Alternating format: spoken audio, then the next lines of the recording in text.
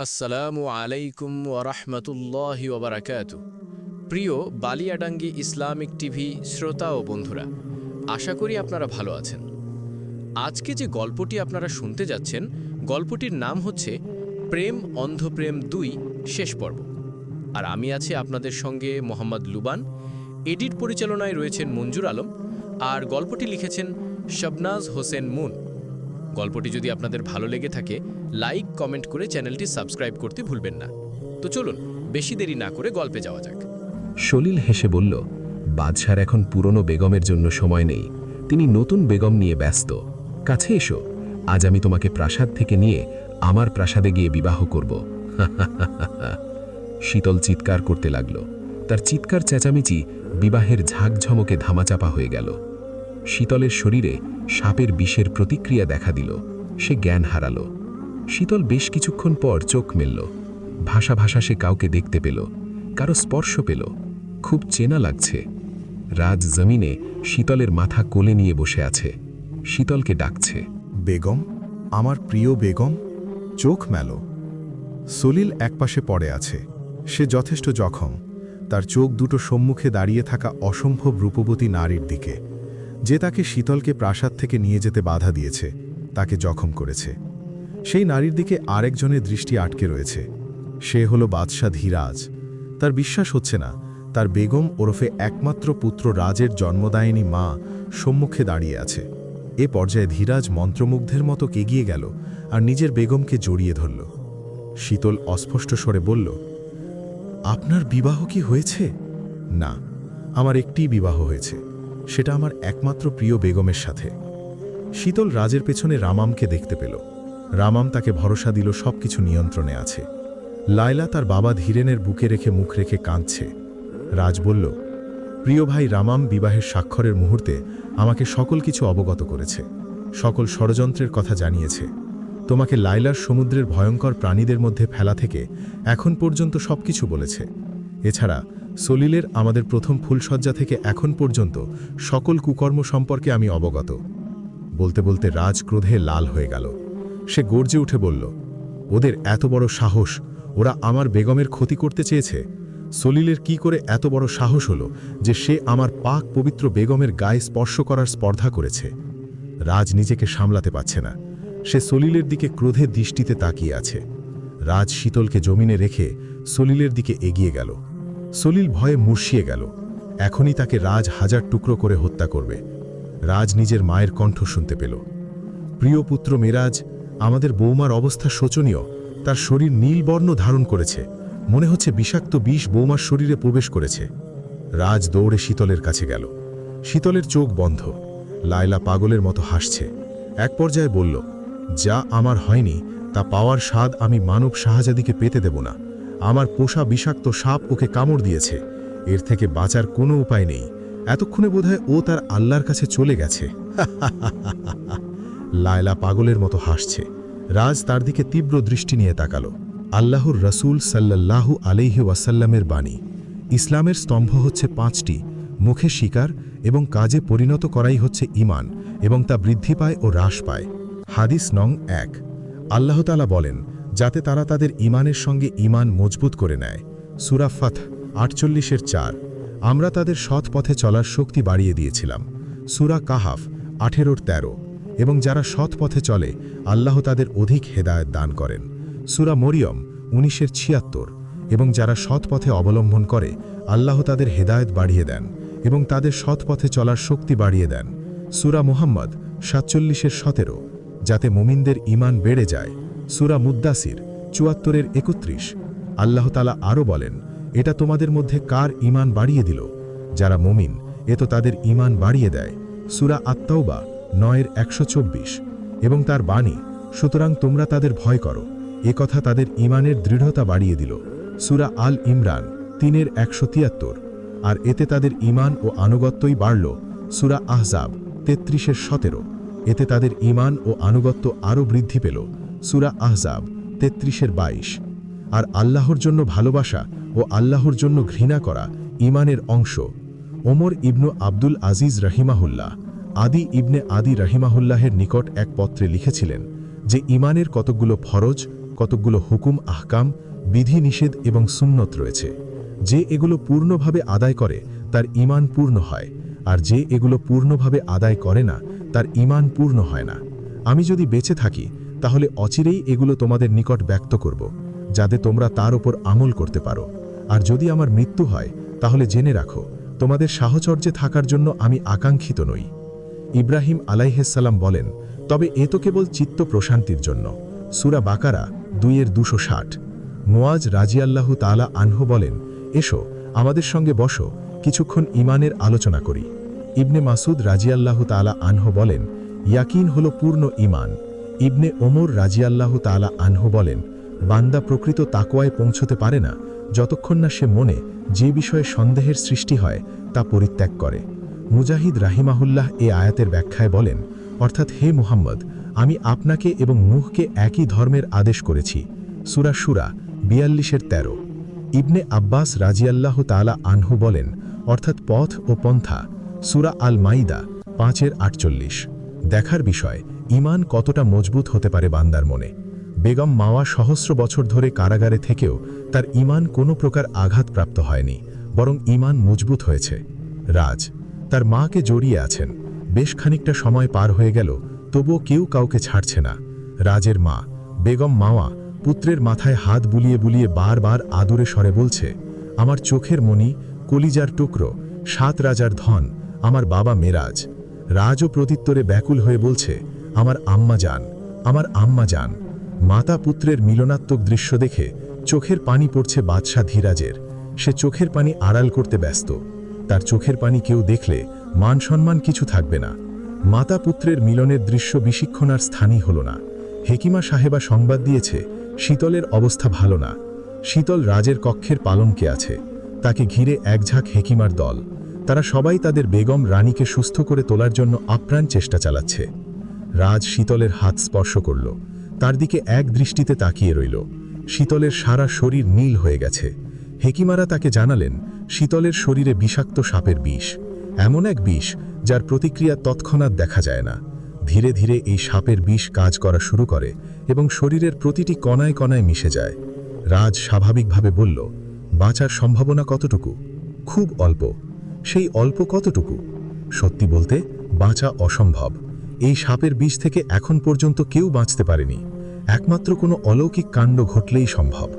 রাজ কিছুক্ষণ চুপ থেকে শীতলের মুখের উপর ঝুঁকে রইল। গোলাপি রঙের কোমল মুখশ্রীতে নিখেশ কালো নীল রঙের ছাপ পড়েছে। গোলাপি নরম ঠোঁট ফেটে চৌচির। রাজ শীতলের ঠোঁটে গভীর চুমু খেল এবং সাথে সাথেই সে শীতলের কাছ থেকে সরে বারান্দায় চলে গেল। খোলা আকাশের দিকে ভাবল, আকাশ কতটা বিশাল। আকাশের মতোই বিশাল তার ভালোবাসা শীতলের জন্য। রাজের পিঠে বেগম মা স্পর্শ করল। রাজ না তাকিয়েই তার আম্মাজানের হাতের ওপর হাত রেখে বলল, আম্মাজান, আমি আর সহ্য করতে পারছি না। আমার সহ্যের বাঁধ ভেঙে গেছে। ধৈর্য ধরো পুত্র। কিভাবে ধৈর্য ধরব বলুন? আমার আম্মাজামের বিরুদ্ধে একের পর এক ষড়যন্ত্রে লিপ্ত হয়েছিল এই প্রাসাদ। তাকে হত্যা করতে চেয়েছিল। ষড়যন্ত্র করে তাকে এতকাল বন্দী করে রাখা হয়েছিল। আমার বেগমের বিরুদ্ধেও একের পর এক ষড়যন্ত্রে লিপ্ত হয়েছে এই প্রাসাদ। ষড়যন্ত্র করে তাকেও বন্দী করার চেষ্টা হয়েছে, তা হত্যা করার চেষ্টা করা হয়েছে। আজ তারা সফলও হচ্ছে। এই প্রাসাদ ষড়যন্ত্রের পাপে ভরে উঠেছে। প্রাসাদের প্রতিটি কণাও যেন ষড়যন্ত্র করার জন্য সর্বদা তৈরি থাকে।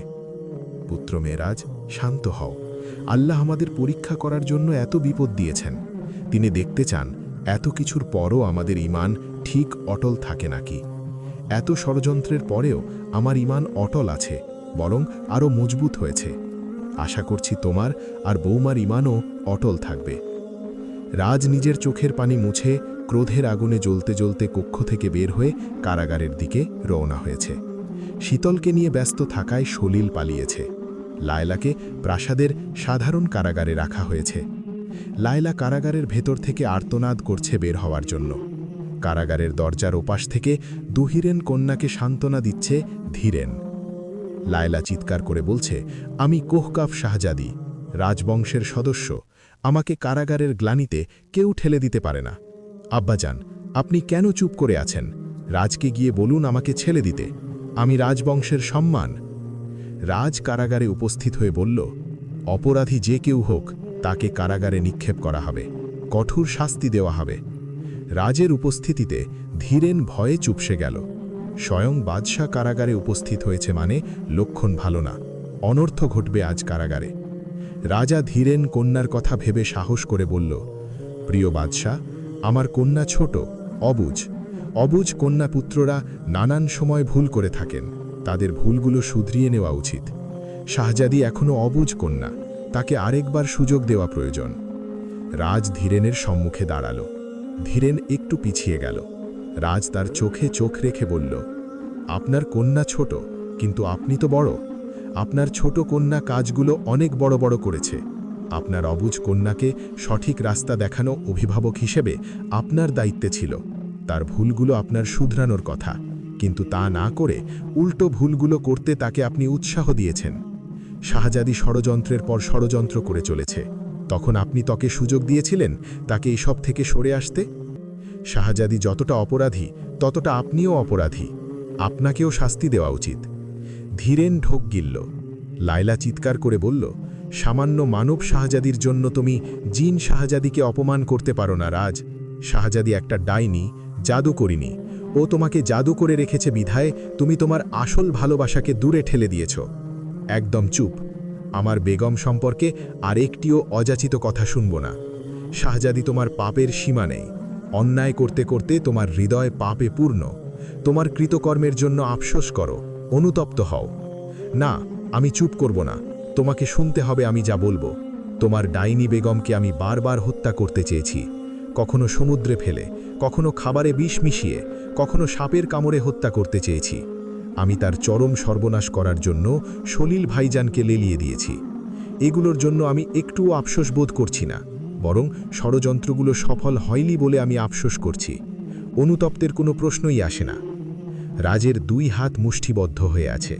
প্রচণ্ড ক্ষোভে সে ফেটে উঠছে। যে কেউ তার এই রূপ দেখলে ভয়ে আতঙ্কিত হয়ে মৃত্যুর কোলে ঢলে পড়বে। রাজা ধীরেনের অবস্থা শোচনীয় রাজের এরূপ রূপ দেখে। তিনি কন্যাকে থামানোর আপ্রাণ চেষ্টা করছেন। তাতে লায়লা আরও বেশি চিৎকার চেঁচামেচি করতে লাগল আর বলতে লাগল, এখান থেকে ছাড়া পেলে আমি আরও ষড়যন্ত্র করব ওই ডাইনি শাহজাদির বিরুদ্ধে। প্রথমে সলিল ভাইজানকে দিয়ে ওর চরম সর্বনাশ করব, তারপর নিজ হাতে আগুনে পুড়িয়ে মারব, তবেই আমার শান্তি। শাহজাদি বলে গর্জন করে উঠল রাজ। লায়লাকে আঘাত করার উদ্দেশ্যে এগিয়ে গেল। লায়লা একটু ঘাবড়ে গেল। শেষ মুহূর্তে রাজ নিজেকে সামলে নিল। গর্জন করে বলল, একমাত্র নারী হয়ে জন্ম নিয়ে বেঁচে গেলে শাহজাদি, কোনো নারীকে আঘাত করে আমি কাপুরুষের গ্লানি বইতে পারব না। তুমি নারী জাতির কলঙ্ক। নারী হয়ে একজন নারীর সম্মানে আঘাত দেওয়ার কথা তুমি ভাবলে কি করে? তুমি একটা চরম পাপিষ্ঠ। তোমাকে চরম শাস্তি দেওয়া হবে, যেন কখনো কোনো নারী অন্য নারীর সম্মানের আঘাত করার কথা স্বপ্নে ভাবলেও ভয়ে শিউরে উঠে। তুমি যেভাবে আমার বেগমের ওপর সলিলকে লেলিয়ে দিয়েছে, ঠিক সেভাবে আমি তোমার ওপর ভয়ঙ্কর কুকুর লেলিয়ে দেব। কুকুর দেখলে আমরা প্রতিটি জিন ভয়ে আতঙ্কিত হয়ে যাই। নিশ্চয়ই তুমিও ভয় পাও। সেসব কুকুর তোমাকে ছিঁড়ে খুঁড়ে শেষ করে ফেলবে। এরপর তোমার ক্ষতবিক্ষত শরীরকে আগুনে পুড়িয়ে দেওয়া হবে। লায়লা কুকুরের নাম শুনে ভয়ে মুর্শিয়ে গেল। তার গলার স্বর বের হচ্ছে না। ধীরেন রাজের কাছে ক্ষমা ভিক্ষা করছে বারবার। রাজ তার সিদ্ধান্তে অটল থাকল। হুঙ্কার দিয়ে হুকুম করা হলো কারাগার থেকে শাহজাদিকে বের করে বনের জঙ্গলি নরখাদক কুকুরের দলের মধ্যে ছেড়ে আসতে। ধীরেন আহাজারি শুরু করল। লায়লা জ্ঞান হারালো। লায়লাকে প্রহরীরা স্পর্শ করতেই কারাগারে শাহজাদা রামাম উপস্থিত হল। ধীরেন পুত্রকে দেখে একটু ভরসা পেল। রাজ বলল, প্রিয় শাহজাদা, তোমাকে অত্যন্ত স্নেহ করি। নিজের আপন ভাইয়ের থেকেও বেশি তুমি অনেকবার আমার প্রিয় বেগমকে বাঁচিয়েছ, সেজন্য চিরকৃতজ্ঞ থাকব আমি। তবে দয়া করে কারাগার ত্যাগ করো, কোনো কিছুতে বাধা দিতে আসবে না। আমি কোনো কাজে বাধা দিতে আসিনি প্রিয় বাদশা, আমি শুধু আমার একটি ইচ্ছের কথা বলতে এসেছি। আপনি আমাকে একবার রাজদরবারে বলেছিলেন আমি যেন আমার একটি চাওয়া আপনার কাছ থেকে উপহার হিসেবে চেয়ে নিই। আপনি বলেছিলেন আমার যে কোনো চাওয়া বা ইচ্ছে পূরণ করবেন। বলো শুনি। আশা করি আমি যা ভাবছি তা যেন তোমার চাওয়া না হয়। রাজের ভাবনা ঠিক হলো। রামাম বলল, আমি আমার প্রিয় বোনের জীবন চাইছি আপনার কাছে। আমার আদরের বোনের জীবন চাওয়াই আমার চাওয়া আপনার কাছে প্রিয় বাদশা। রাজ দীর্ঘ নিঃশ্বাস ফেলল। শীতলের কক্ষে ধীরাজ, মাওয়া, রাজ সকলেই উপস্থিত। গত 2 রাত 2 দিন তারা শীতলের কক্ষেই অবস্থান করেছে। শীতলের শরীর থেকে বিষ বের করার আপ্রাণ চেষ্টা চালানো হচ্ছে।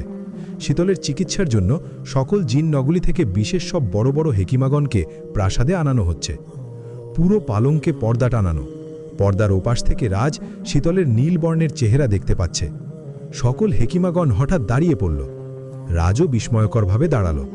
হেকিমাগণ বলল, শীতলের শরীর আরও খারাপ হয়েছে, যে কোনো সময় তার মৃত্যু ঘটবে। এখন তার মৃত্যুর জন্য অপেক্ষা করা ছাড়া কারও আর কিছুই করার নেই। মাওয়া রাজকে সান্ত্বনা দিচ্ছে, ধীরাজও ছেলেকে সান্ত্বনা দিচ্ছে। রাজ চোখ বন্ধ করে ফেলল। তার নিঃশ্বাস আটকে যাচ্ছে। সে কক্ষ থেকে বেরিয়ে যাচ্ছে। তার পেছনে ধীরাজ আর মাওয়াও ছুটল। রাজ নিজেও জানে না সে কোথায় যাচ্ছে, শুধু মনে হচ্ছে একটা জায়গা আছে যেখানে গেলে সে নিঃশ্বাস নিতে পারবে।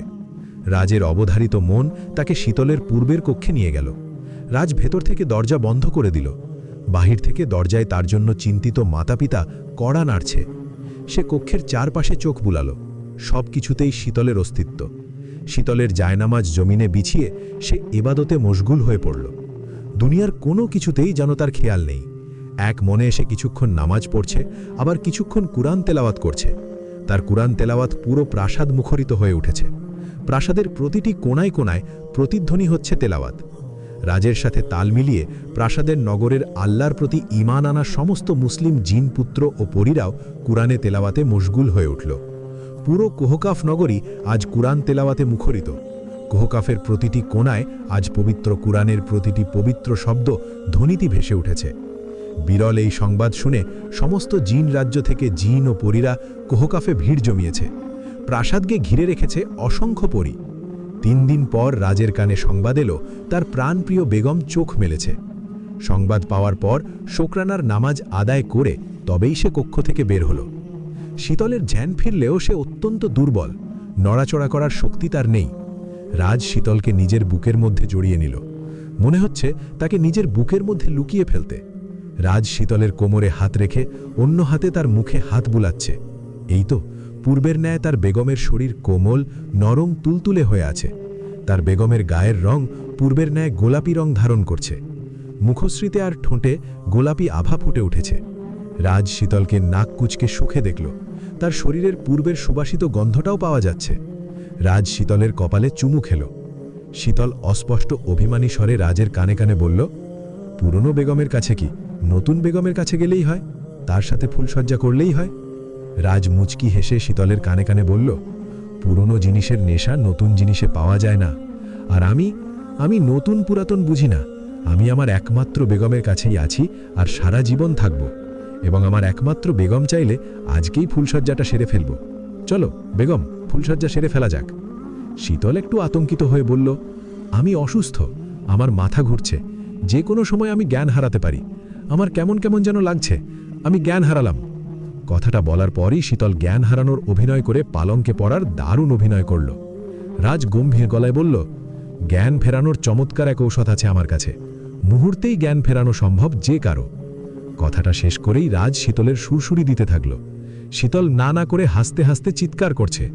কোহকাফের সকল রাজা প্রজারা তাদের পুরাতন বড় বেগমকে দেখতে এবং নতুন ছোট বেগমকে দেখতে ভিড় জমালো। পুরো প্রাসাদ মুখরিত হয়ে উঠল বড় বেগম রানী মাওয়া এবং ছোট বেগম রানী শেহের জানধ্বনিতে। সকলেই 2 ধার্মিক বেগমের দীর্ঘায়ু কামনা করলেন। শীতল এখনও পুরোপুরি সুস্থ হয়নি। সে এখন তার শাশুড়ি মায়ের সেবায় আছে। রাজকে শীতলের কাছে আসতে দিচ্ছেন না তার আম্মাজান। কক্ষে প্রবেশ করলেই তিনি কঠিন গলায় বলেন, বৌমা সুস্থ না হওয়া পর্যন্ত তুমি তার থেকে দূরে থাকবে পুত্র, নইলে তোমার গাফলতিতে তাকে আরও অসুস্থ বানিয়ে ফেলবে। তাহলে আমি কোথায় থাকব? বিবাহের পূর্বে কোথায় ছিলে? নিজ কক্ষে। তো তুমি নিজ কক্ষে থাকবে। বৌমা সুস্থ হওয়া না হওয়া পর্যন্ত আমিও থাকব বৌমার কক্ষে। শীতল তখন রাজের দিকে তাকিয়ে মিটিমিটি হাসে। রাজ প্রত্যুত্তরে তীক্ষ্ণ দমষ্টি নিক্ষেপ করে। রাজের পর ধীরাজ বলে উঠে, আমি কোথায় থাকব তাহলে? এসব কি কথা ছেলে বৌমার সম্মুখে? বয়সের সাথে সাথে কি কাণ্ড জ্ঞান লোপ পেয়েছে? এতদিন যেভাবে নিজ কক্ষে ছিলেন সেভাবে থাকবেন। ফিরে এসেছি বলে ভাববেন না যে আমি। তুমি কি? শীতল তখন বলে ওঠে, আম্মাজান এখনও আপনার প্রেমে পড়েননি আব্বাজান। রাজ বলে, এর মানে কি? শীতল আর মামা তখন পিতাপুত্রের দিকে তীব্র দৃষ্টি নিক্ষেপ করে বলে ওঠে, আমরা এখনও তোমাদের প্রেমে পড়িনি, এখনও তোমাদের সম্পূর্ণভাবে ভালোবেসে উঠতে পারিনি। পূর্বে কখনো যেমন ভালোবাসিনি, এতবার তোমাদের প্রত্যাখ্যান করি, তবুও তোমাদের লজ্জাবোধ হয় না। হ্যাংলার মতো সবসময় চোখের সম্মুখে আসো কেন বারবার? পিতাপুত্র একে অপরের দিকে দৃষ্টিপাত করে মুচকি হেসে বলে, কারণ স্বামীকে না ভালোবাসার পাপে তোমরা জাহান্নামে যেন না যাও, সেজন্য আমরা বারবার তোমাদের চোখের সম্মুখে আসি, যাতে করে আমাদের ভালোবাসা অনুভব করে আমাদের প্রেমে পড়ো এবং আমাদের ভালোবেসে জান্নাতে যেতে পারো। অতএব পিতাপুত্রের উত্তর শুনে মাওয়া এবং শীতল হতভম্ব। রাত যখন গভীর, তখনই কোহকাফ নগরী অন্ধকারে ছেয়ে গেল। কোহকাফের প্রতিটি প্রজারা গভীর ঘুমে আচ্ছন্ন হয়ে পড়ল। প্রাসাদের প্রহরীরাও ঘুমে আচ্ছন্ন। রাজবংশের সকলেও গভীর ঘুমে তলিয়ে আছে। এত গাঢ় ঘুম এর পূর্বে কারও হয়নি। ভোর হতে শুরু করেছে। শীতলের ঘুম ভেঙেছে। তার শরীর এখনও দুর্বল, ঠিকভাবে হাঁটতে পারে না সে একা একা। শীতলের অবচেতন মনে ধাক্কা লাগল। সবকিছু অপরিচিত। শীতল ঘুমের রেশ কাটিয়ে নিজেকে অপরিচিত কক্ষে আবিষ্কার করল। কোনরূপ পালঙ্ক থেকে নেমে সে বারান্দায় দাঁড়িয়ে আতকে উঠল। সমুদ্রের তলদেশে যেমন গর্জন হয় তেমন গর্জন শোনা যাচ্ছে, আর অদ্ভুত ঝাপসা পরিবেশ। শীতল সম্মুখে এগোতে গিয়ে ধাক্কা খেল। নিজেকে সামলিয়ে সে সম্মুখে স্পর্শ করে অনুভব করল অদৃশ্য কাঁচের দেয়াল। তার সম্মুখে বড় বড় জলজ প্রাণী ভেসে বেড়াচ্ছে। শীতল ভয়ে একটু পিছিয়ে গেল, চারপাশে তাকালো। রঙিন সব মাছ, প্রাণী ও জলজ উদ্ভিদের বাহার তার সম্মুখে। অদ্ভুত সৌন্দর্যের সব বাগান দেখা যাচ্ছে। গাছের গুড়িগুলোতে অসংখ্য ঝিনুক খোলস মেলা অবস্থায় পড়ে আছে। ঝিনুকে অমূল্য রত্ন মুক্তও দেখা যাচ্ছে। কি যে সুন্দর মুক্তগুলো! রং বেরঙের গুল্মলতায় মোড়ানো ছোট বড় মাঝারি দালানও দেখা যাচ্ছে একটু দূরে। দালানগুলো থেকে আলো বের হচ্ছে। নিশ্চয়ই সেখানে প্রাণের অস্তিত্ব আছে। প্রাসাদ থেকেও গুঞ্জন ভেসে আসছে। প্রাসাদেও প্রাণের অস্তিত্ব রয়েছে বোঝা যাচ্ছে। কাছ থেকেই সুরেলা চিকন স্বরে সুর ভেসে উঠল। একদল জলপরীকে তাদের ডানা ঝাপটাতে ঝাপটাতে পানিতে বেড়াতে দেখা যাচ্ছে। এদের সৌন্দর্য অতুলনীয়। জলপরীদের সৌন্দর্য ও তাদের ঘুরে বেড়ানোর দৃশ্যটা শীতলের চোখে লেগে রইল। শীতল এক মুহূর্তের জন্য সবকিছু ভুলে যেতে বাধ্য হল। সলিলের সমুদ্রের গভীর থেকে গভীরতম স্থানের এত সুন্দর নগরী দেখে ঠিক যেন ছেলেবেলার শোনা রূপকথা গল্পের ন্যায় সৌন্দর্য উপচে পড়ছে নগরীর। শীতলের কেশের সুবাস নিচ্ছে কেউ, তার গায়ের গন্ধ সুখে কেউ মোহিত হচ্ছে। কিছুক্ষণের ভেতর কারোর অস্তিত্বের অনুভব পেলছে। শীতল রূপকথার জগৎ থেকে বাস্তব জগতে ফিরে এলো। মনে হচ্ছে কেউ তার আশেপাশে। অদ্ভুত একটা গন্ধও পাওয়া যাচ্ছে। প্রচণ্ড ঠান্ডা অনুভব হচ্ছে তার। শীতল পালঙ্কে নরম আরামদায়ক রং বেরঙের ফুলের চাদর জড়িয়ে আধশোয়া হয়ে রইল। সে এই মুহূর্তে কিছু ভাবতে পারছে না। তার শুধু নিজের দিকে সম্পূর্ণ খেয়াল। হঠাৎ প্রাসাদটা কেঁপে উঠল। শীতলের পালঙ্কটাও সেই সাথে কেঁপে উঠল। পুরো প্রাসাদ দুলছে, আর এক ধরনের চাপা গর্জন হচ্ছে। শীতলের মনে হচ্ছে পুরো প্রাসাদ সমুদ্রের ভূগর্ভে প্রবেশ করবে, যেখান থেকে কখনো সে বের হতে পারবে না। চেনা একটা গলার স্বরে কেউ বলে উঠল, ভয় পেও না আমার সুন্দরী শাহজাদি। শীতল স্বাভাবিক গলায় বলল, শয়তান রাজা সলিল।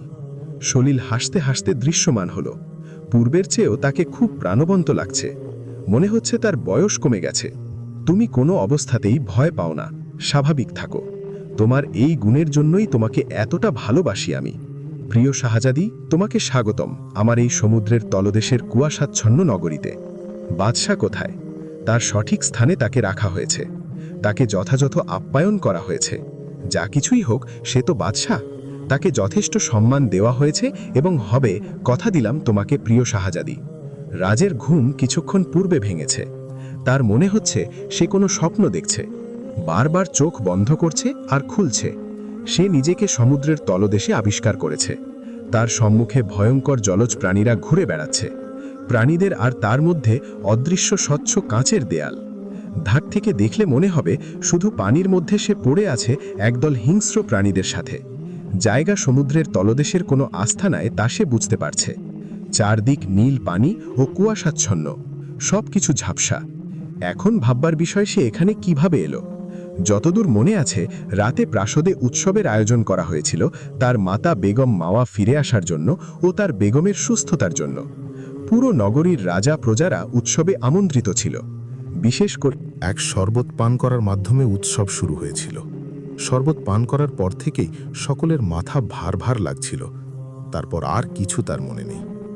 এখনও তার মাথা ঘুরছে। শরবতে নিশ্চয়ই কিছু মেশানো ছিল, কারো পূর্ব পরিকল্পনা এটা। রাজ তার গায়ে লোহার শেকল দেখতে পেল। তার পুরো শরীর লোহার শেকলে বাঁধা। এসব শেকল শুধু বন্দীদের পরানো হয়। সে কি তবে বন্দী? তাকে বন্দী করার সাহস আল্লাহ তাআলা ছাড়া কারো নেই। এত বড় দুঃসাহস কারো কিভাবে হতে পারে? নাকি পুরোটাই তার স্বপ্ন? স্বপ্ন ভঙ্গ হলে সে নিজেকে প্রিয় বেগমের পাশে দেখবে। এটা স্বপ্ন না, প্রিয় বাদশাহ। রাজের চোখ কপালে উঠল। সলিল, খৈয়াম ও লায়লা রাজের সম্মুখে উপস্থিত। সলিল বলল, স্বাগতম আমার প্রিয় বাদশাহ। লায়লা বলল, বাদশাকে একেবারে উপযুক্ত স্থানে রেখেছেন সলিল ভাইজান। খৈয়াম চুপচাপ। যা বলার সলিল ও লায়লা বলল। দুজন মিলে বেশ খানিকক্ষণ তুচ্ছতাচ্ছিল্য করে হাসালো। রাজ হুঙ্কার দিল, চেঁচিয়ে বলল, আমি তোমাদের নিজের আপন ভাই বোন ভেবে এসেছি, আর তোমরা এতদিন আমার আর আমার বেগমের বিরুদ্ধে ষড়যন্ত্র করে এসেছ। এর পরিণাম ভয়াবহ। তোমাদের শেষ একটা সুযোগ দিচ্ছি। নিজেদের কৃতকর্মের জন্য অনুতপ্ত হও। ভুল পথ ছেড়ে সঠিক পথে এসো। আল্লাহ তাআলার প্রতি ঈমান আনো। তিনি অবশ্যই তোমাদের মাফ করবেন, এবং আমিও মাফ করব। দুজন হেসে কুটি কুটি হল, যেন রাজ মজার কোনো কথা বলেছে। রাজ আবারও বলল, এভাবে তোমরা একজন জিন বাদশাকে বন্দি করে রাখতে পারবে না। মনে রেখো, জ্বলন্ত আগুন কোনো বাধা মানে না। সে সকল বাধাই পেরিয়ে যায়। এখন না হলেও এক সময় আমি এখান থেকে বের হব। তখন তোমাদের কি হবে তা সম্পর্কে এখনই ভাবা শুরু করো। খৈয়াম কিছুক্ষণ পূর্বে স্থান ত্যাগ করে শীতলের কক্ষে রওনা দিয়েছে। খৈয়ামের যাওয়ার পর গোপন চালটা চালালো তারা দুজন। সলিল হেসে বলল, যদি কোনো কারণে শিকল থেকে তুমি মুক্ত হয়েও যাও, তো কখনোই মায়াবী কারালার থেকে মুক্ত হতে পারবে না, কারণ তুমি নিজেই কখনো নিজেকে মুক্তি দেবে না। লায়লা বলল, কেন পারবে না সেটা আমি বলি। প্রিয়রাজ, তোমাকে বলেছিলাম না, জল মাথানো কারাগার থেকে মুক্তি পাওয়া মাত্রই আমি আবারও ষড়যন্ত্র শুরু করব। ষড়যন্ত্র শুরু হয়ে গেছে, তবে ষড়যন্ত্রটা এবার খোলাখুলি হবে।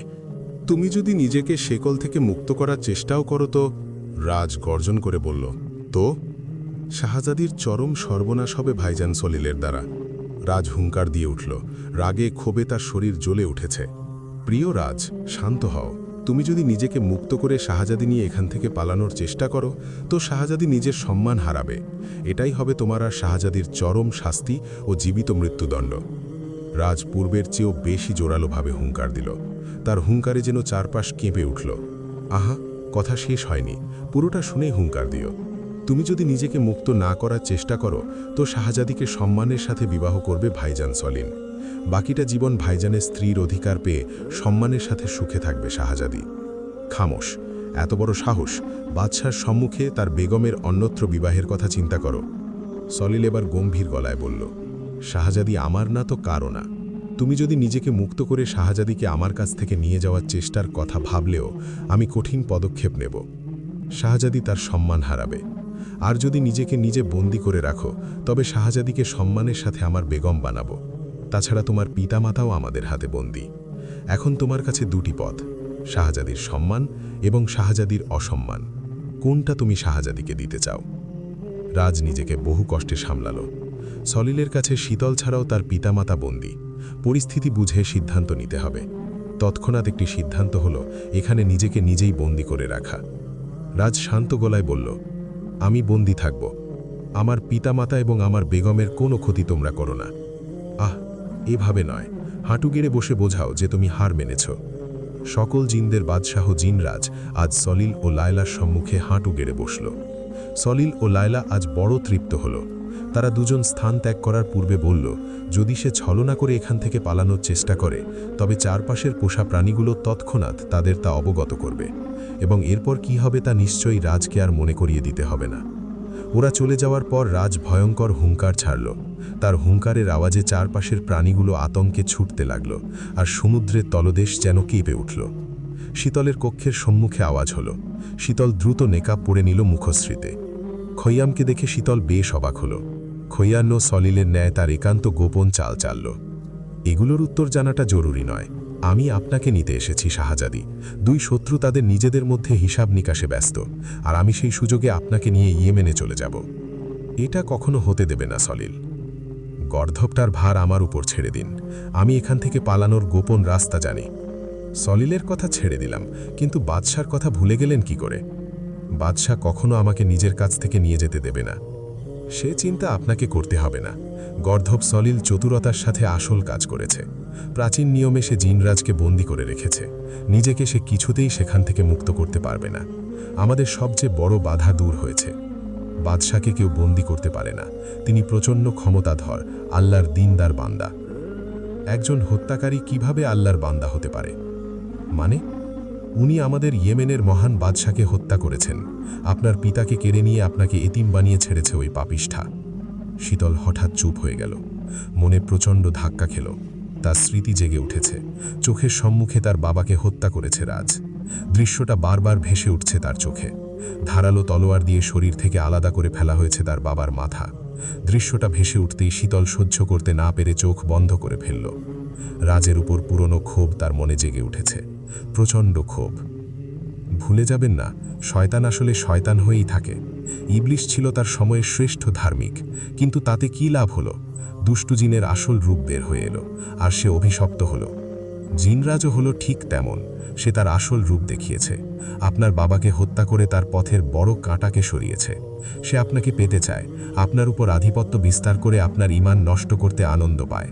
ঠিক তেমনিভাবে আপনার মতো আল্লাহর তাআলার নেক বান্দার উপর আধিপত্য বিস্তার করে আপনাকে তার পাপের রাজ্যে সামিল করতে চায়, আপনার ঈমান নষ্ট করতে চায়। মনে পড়ে প্রথম দিনগুলোর কথা। তিনি কেন আপনাকে বিবাহ করেছিল? শীতল মাথা নাড়ালো। তার মনে পড়ল তাকে বাদশাহ তার পাপের সাক্ষী করতে চেয়েছিল। তার ঈমান নষ্ট করতে মরিয়া হয়ে গিয়েছিল বাদশাহ। এই জন্যেই তাকে বিবাহ করেছিল বাদশাহ। শীতল তার পূর্বের রূপ ফিরে এলো, যে রূপে বাদশাকে সে ঘৃণা করত। সে নিজেকে সামলাতে পারছে না। একজন পাপী হত্যাকারীর স্ত্রী হয়ে সে বেঁচে থাকতে পারবে না। খৈয়াম বলল, আপাতত নিজেকে শান্ত রাখুন। সলিলের কোনো কিছুতে কোনোরূপ প্রতিক্রিয়া করবে না। নির্দিষ্ট সময় বুঝে আমরা সলিলের কুয়াশাচ্ছন্ন মায়ানগরী ত্যাগ করে আমাদের ইয়েমেনে ফিরে যাব। বাদশাহ ধীরাজ আর বেগম মাওয়া একটি সাধারণ কক্ষে বন্দী হয়ে আছে। তারাও ইতিমধ্যে জেনেছে সলিল ও লায়লার কাণ্ড কারখানা। ধীরাজ এতক্ষণ প্রচণ্ড হুঙ্কার করছিল। মাওয়া তার দিকে তীক্ষ্ণ দৃষ্টিপাত করতেই সে শান্ত হল। বাদশাহ ধীরাজ আর বেগম মাওয়া একটি সাধারণ কক্ষে বন্দী হয়ে আছে। তাদের মধ্যে এখনও পর্যন্ত একটিও কথাও হয়নি। যদিও ধীরাজ গলা খাকড়ি দিয়ে কথা বলার প্রস্তুতি নিচ্ছে বারবার, কিন্তু লাভ হচ্ছে না। মাওয়া তার দিকে সাধারণ চোখে তাকালেই সে চুপচাপ হয়ে যায়। মাওয়াকে সে বিবাহের প্রথম থেকেই কোনো কারণে ভয় পেত। রাজ গভীর ঘুমে অচেতন, তবুও অনুভব করছে শীতলের অস্তিত্ব। রাজ চোখ মেলে সম্মুখে শীতলকে দেখতে পেল। রাজের মন প্রশান্তিতে ভরে উঠল। শীতল রাজের থেকে বেশ খানিকটা দূরে দাঁড়িয়ে আছে। রাজ শীতলের কাছে যাওয়ার জন্য এগোতেই আটকে পড়ল শেকলে। রাজ বলল, তোমাকে দেখে মনে বড় শান্তি পেলাম বেগম। সলিল তোমার কোনো ক্ষতি করতে পারবে না। তুমি নিশ্চিন্তে থাকো, আমি একটা না একটা উপায় ঠিক বের করব এখান থেকে বের হওয়ার। শীতল কোনো কথা বলছে না। আমরা একদিন নিজেদের নগরে ফিরে যাব ইনশাল্লাহ। তুমি পাশে থাকলে আমি একটু ভরসা পাবো প্রিয় বেগম। সকল মুশকিল দূর করতে পারবো। কি ব্যাপার, তুমি কোনো কথা বলছো না কেন? দূরে দাঁড়িয়ে কেন? কাছে এসো। রাজ তার হাত বাড়িয়ে দিল। শীতল তাতে আরও দূরে চলে গেল। খৈয়াম তখনই উপস্থিত হয়ে বলল, শাহজাদি আর তুমি এখন থেকে দূরত্ব বজায় রেখেই থাকবে। রাজ খৈয়ামের দিকে তাকালো। তুমি কে? তুমি কি এখন নির্ধারণ করবে আমাকে আমার বেগমের থেকে দূরত্ব বজায় রেখে থাকার কথা? এত বড় সাহস তোমার? অবশ্যই আমি নির্ধারণ করব, কারণ আমি শাহজাদির রক্ষক। বাদশাহ শাহজাদির বেঁচে থাকতে শাহজাদির দায়িত্ব আমার উপর তুলে দিয়েছিলেন। খামোশ, তোমাদের শাহজাদির স্বামী এখনো জীবিত। তোমাদের শাহজাদির দায়িত্ব নিতে তার স্বামী সক্ষম। শীতল এতক্ষণে কথা বলল, আপনারা দয়া করে চুপ করুন। আমার দায়িত্ব কাউকে নিতে হবে না। আমার নিজের দায়িত্ব নিজে নামার মতো সামর্থ্য আছে। আল্লাহ তাআলা আমাকে সেই সামর্থ্য দিয়েছে। রাজ বলল, বেগম, খৈয়াম একটা দুমুখ সাপ, ষড়যন্ত্রকারী। ওর থেকে দূরে থাকার চেষ্টা করো। আপনি তো হত্যাকারী, আমার বাবার হত্যাকারী। তাহলে তো আপনার থেকে আমার আরও দূরে থাকার প্রয়োজন। খৈয়ামের মুখে হাসি ফুটে উঠেছে। রাজ বড় সড় ঝটকা পেল। শীতল এসব কি বলছে? সে কি ষড়যন্ত্র বুঝতে পারছে না? বেগম, এসব কি বলছো? তোমার মাথা ঠিক আছে? হ্যাঁ, আমি ঠিক বলছি। পূর্বে আমার মাথা ঠিক ছিল না, কিন্তু এখন ঠিক আছে। আপনি একটা হত্যাকারী। আমার বাবার হত্যাকারী। আমাকে পাওয়ার জন্যে আমার নিরাপদ বাবাকে হত্যা করেছেন, আমাকে এতিম করেছেন। আপনি ভয়ঙ্কর হত্যাকারী। চুপ করো, দয়া করে শান্ত হও বেগম। না, এতদিন চুপ করেছিলাম, শান্ত ছিলাম, কিন্তু আমি আর শান্ত হব না। যা সত্যি তাই বলবো। আপনি হত্যাকারী, আপনি হত্যাকারী। রাজ ভয়াবহ হুঙ্কার ছেড়ে বলল, আমি আর তোমার মুখ থেকে হত্যাকারী শব্দটা শুনতে পাচ্ছি না। মনে হচ্ছে কেউ আমার হৃদয়ে ছুরি দিয়ে আঘাত করে করে রক্তাক্ত করছে। দেখো না বেগম, রক্তে রঞ্জিত হচ্ছে আমার হৃদয়। এর চেয়ে বেশি রক্তাক্ত করেছেন আপনি আমার হৃদয়কে। আমার বাবাকে ঠান্ডা মাথায় হত্যা করে আমাকে মেরে ফেলেছেন আপনি। কেন করলেন এমন আপনি? বলুন, কেন এত কষ্ট দিলেন আপনি? শীতল কাঁদতে কাঁদতে নিচে বসে পড়ল। রাজের চোখেও পানি টপ টপ করছে। রাজ কি করবে তা ভেবে পাচ্ছে না, শীতলের কাছেও যেতে পাচ্ছে না। বিশেষ এই ভারী শেকলটা তাকে আটকে রেখেছে শীতলের কাছে যেতে। সে বিষণ্ণ গলায় বলল, তোমার কি হয়েছে বেগম? কেন এমন করছো? তুমি অসুস্থ। দয়া করে শান্ত হও, নইলে আরও অসুস্থ হয়ে পড়বে। হঠাৎ করে তোমার মাথায় এই ভুল ধারণাগুলো কিভাবে এলো? রাজের মাথায় তখন খৈয়ামের ষড়যন্ত্র মাথায় এলো। খৈয়াম শীতলকে আবেগ দিয়ে আঘাত করে তার মনকে দুর্বল করে তুলেছে, যার জন্যে সে রাজ পুনরায় হত্যাকারী উপাধি দিচ্ছে। রাজ খৈয়ামের দিকে তীব্র দৃষ্টিপাত করল। খৈয়াম সেই দৃষ্টিপাত উপেক্ষা করে শীতলকে নিয়ে স্থান ত্যাগ করল। শীতল পালঙ্কে শুয়ে শুয়ে কাঁদছে, যার জন্যে তার মনে জায়গা তৈরি হচ্ছিল সে তার বাবার হত্যাকারী। কেন এমন হলো? রাজ এদিকে কষ্টে জর্জরিত হয়ে আছে। শীতল তার সম্পর্কে পূর্বের ন্যায় জঘন্য কিছু ভাবছে। শীতলের ভুল ধারণাগুলো রাজের ভাঙতে হবে, নইলে শীতলকে শান্ত করা যাবে না। এর জন্যে তাকে ধৈর্য ধরতে হবে, সহনশীল হতে পারে। ইসলাম মানবতার ধর্ম। মানব চরিত্রের উৎকর্ষ সাধনই এর মূল লক্ষ্য। এই মহান লক্ষ্যে আল্লাহ রাব্বুল আলামিন আদি যুগ থেকে নবী রাসূল পাঠিয়েছেন। সর্বশেষ ও সর্বশ্রেষ্ঠ নবী মুহাম্মদুর রাসূলুল্লাহ সাল্লাল্লাহু আলাইহি ওয়াসাল্লামকে মানবতার উৎকর্ষের পূর্ণতা প্রদানের জন্য পাঠিয়েছেন। মহানবী হযরত মুহাম্মদ সাল্লাল্লাহু আলাইহি ওয়াসাল্লাম বলেন, বুইস্তু লিউতাম্মিমা মাকারিমাল আখলাক, অর্থাৎ আমাকে পাঠানো হয়েছে সুন্দর চরিত্রের পূর্ণতা প্রদানের জন্যে। মুসলিম ও তিরমিজি। এ প্রসঙ্গে আল্লাহ সুবহানাহু ওয়া তাআলা কোরআন কারিমে বলেন, ওয়া ইন্নাকা লা আলা খুলুকিন আযীম, অর্থাৎ হে মোহাম্মদ, নিশ্চয়ই তুমি মহান চরিত্রে অধিষ্ঠিত। পারা 29, সূরা 68 কলম, আয়াত 4। মানব চরিত্রের উত্তম গুণাবলীর অন্যতম হল ধৈর্য ও সহিষ্ণুতা। পবিত্র কোরআনে স্থানে স্থানে মহান আল্লাহ নিজেকে ধৈর্যশীল ও পরম সহিষ্ণু হিসেবে পরিচয় প্রদান করেছেন। ধৈর্যের আরবি হল সবর, সহিষ্ণুতার আরবি হল হেলম। সবর ও হেলম শব্দদ্বয়ের মাঝে কিঞ্চিত তাত্ত্বিক পার্থক্য বিদ্যমান। সাধারণত সবর তথা ধৈর্য হল অপারগতার কারণে বা অসমর্থ হয়ে প্রতিকারের চেষ্টা বা প্রতিরোধ না করা, আর হেলম অর্থাৎ সহিষ্ণুতা মানে হল শক্তি সামর্থ্য থাকা সত্ত্বেও প্রতিশোধ গ্রহণ না করা। এ অর্থে হেলম সবর অপেক্ষা উন্নততর পর্যায়। তবে এ উভয় শব্দ কখনো কখনো অভিন্ন অর্থে তথা উভয় অর্থে এবং একে অন্যের স্থানে ব্যবহৃত হয়। হেলম তথা সহিষ্ণুতা সম্পর্কে মহাগ্রন্থ আল কুরআনুল কারিমে আল্লাহ তাআলা বলেন, ওয়া ইন্নাল্লাহা লা আলিমুন হালিম, অর্থাৎ পরম প্রজ্ঞাময়, পরম সহনশীল। পারা 17, সূরা 22 হজ, আয়াত 59। সবর অর্থাৎ ধৈর্য সম্পর্কে কোরআন মজিদে আল্লাহ তাআলা বলেন, ইন্না ওয়াজাদনাহু সাবিরা নিয়ামাল আবদু ইন্নাহু আওয়াব, অর্থ আমি তো তাকে পেলাম ধৈর্যশীল, কত উত্তম বান্দা সে আমার অভিমুখী ছিল। পারা 23, সূরা 38, সাদ, আয়াত 44। ইন্নাফি জালিকা লা আতিন লিকুল্লি সব্বারিন শাকুর, অর্থ নিশ্চয়ই এতে তো নিদর্শন রয়েছে প্রত্যেক পরম ধৈর্যশীল ও পরম কৃতজ্ঞ ব্যক্তির জন্যে। পারা 13, সূরা 14, ইব্রাহিম, আয়াত 5।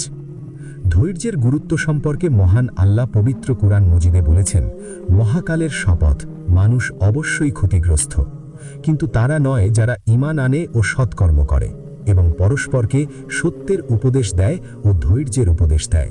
পারা 30, সূরা 103, আসর, আয়াত 1-3। এই সূরার শেষে আল্লাহ ধৈর্যকে সাফল্যের নিয়ামক রূপে বর্ণনা করেছেন। আল্লাহ তাআলা বলেছেন, ইয়া আইয়ুহাল্লাযীনা আমানুসবিরু ওয়াসাবিরু ওয়ারাবিতু ওয়াত্তাকুল্লাহা লাআল্লাকুম তুফলিহুন, অর্থ হে ঈমানদারগণ, তোমরা ধৈর্য ধারণ করো, ধৈর্যের প্রতিযোগিতা করো এবং যুদ্ধের জন্য প্রস্তুত থাকো। আল্লাহকে ভয় করো, যাতে তোমরা সফল কাম হতে পারো। পারা 4, সূরা 3, আলে ইমরান, আয়াত 20। রাজ কাছে থেকেই কিছু আওয়াজ পেল। খৈয়াম দুটি গরম লোহার খণ্ড নিয়ে হাজির হল। লোহা দুটি থেকে আগুনের লাল শিখা বের হচ্ছে। রাজ খৈয়ামকে দেখে উঠে দাঁড়ালো আর হুঙ্কার করল। খৈয়াম বলল, বাদশাহের জন্য বিশেষ একটি উপহার এনেছি, আশা করি পছন্দ হবে। খৈয়াম রাজের পেছনে দাঁড়াল। পরক্ষণেই রাজ পিঠে গরম কিছু অনুভব করলে খৈয়ামের অট্টহাসিতে ভেঙে পড়েছে। জ্বলন্ত আগুন থেকে তুলে আনা লোহার খণ্ড দুটি সে অবশেষে রাজের পিঠে প্রয়োগ করতে পেরেছে। জিনরা আগুনকে ভয় পায়, খুব ভয় পায়। আগুনে তাদের ক্ষতি হয়। রাজের ফর্সা পিঠে গরম লোহার দাগের ছাপ স্পষ্টভাবে ফুটে উঠেছে। পিঠের চামড়া জ্বলসে পেছে।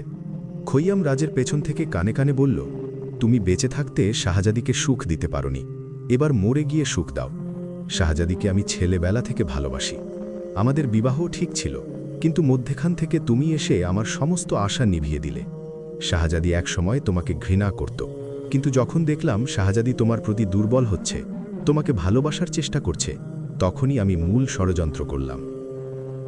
এমন কিছু করতে হবে যেন শাহজাদির চোখে সারা জীবন তুমি ঘৃণিত হয়ে থাকো, অপরাধী হয়ে থাকো। বাদশাহ শাহজালালকে হত্যার মূল ষড়যন্ত্র আমার ছিল। আমি তোমাকে দিয়ে তাকে হত্যা করিয়েছি এবং শাহজাদিকে সেটা দেখিয়েছি যা আমি তাকে দেখাতে চেয়েছি। রাজ ভয়ঙ্কর হুঙ্কার দিয়ে উঠল। শেকলে বাঁধা অবস্থায় সে খৈয়ামের উপর প্রচণ্ড আঘাত হানল। তার গলায় শেকল দিয়ে ভাস দিল। খৈয়ামের জান যাওয়ার উপক্রম হল। সে মাছের ন্যায় ছটফট করছে। রাজ হুঙ্কার ছেড়ে বলল, তোর এতে বড় সাহস! আমার বেগমের দিকে নজর দিয়েছিস, আমার বিরুদ্ধে ষড়যন্ত্র করেছিস, আমার বেগমকে আমার বিরুদ্ধে নিয়ে গিয়েছিস। তোর সেদিন তোকে হত্যা করতে পারিনি, চাইলে এখনই তোকে হত্যা করতে পারি, কিন্তু তা করব না। এতে বেগম দুঃখ পাবে, তাকে আমি দুঃখ দিতে পারব না।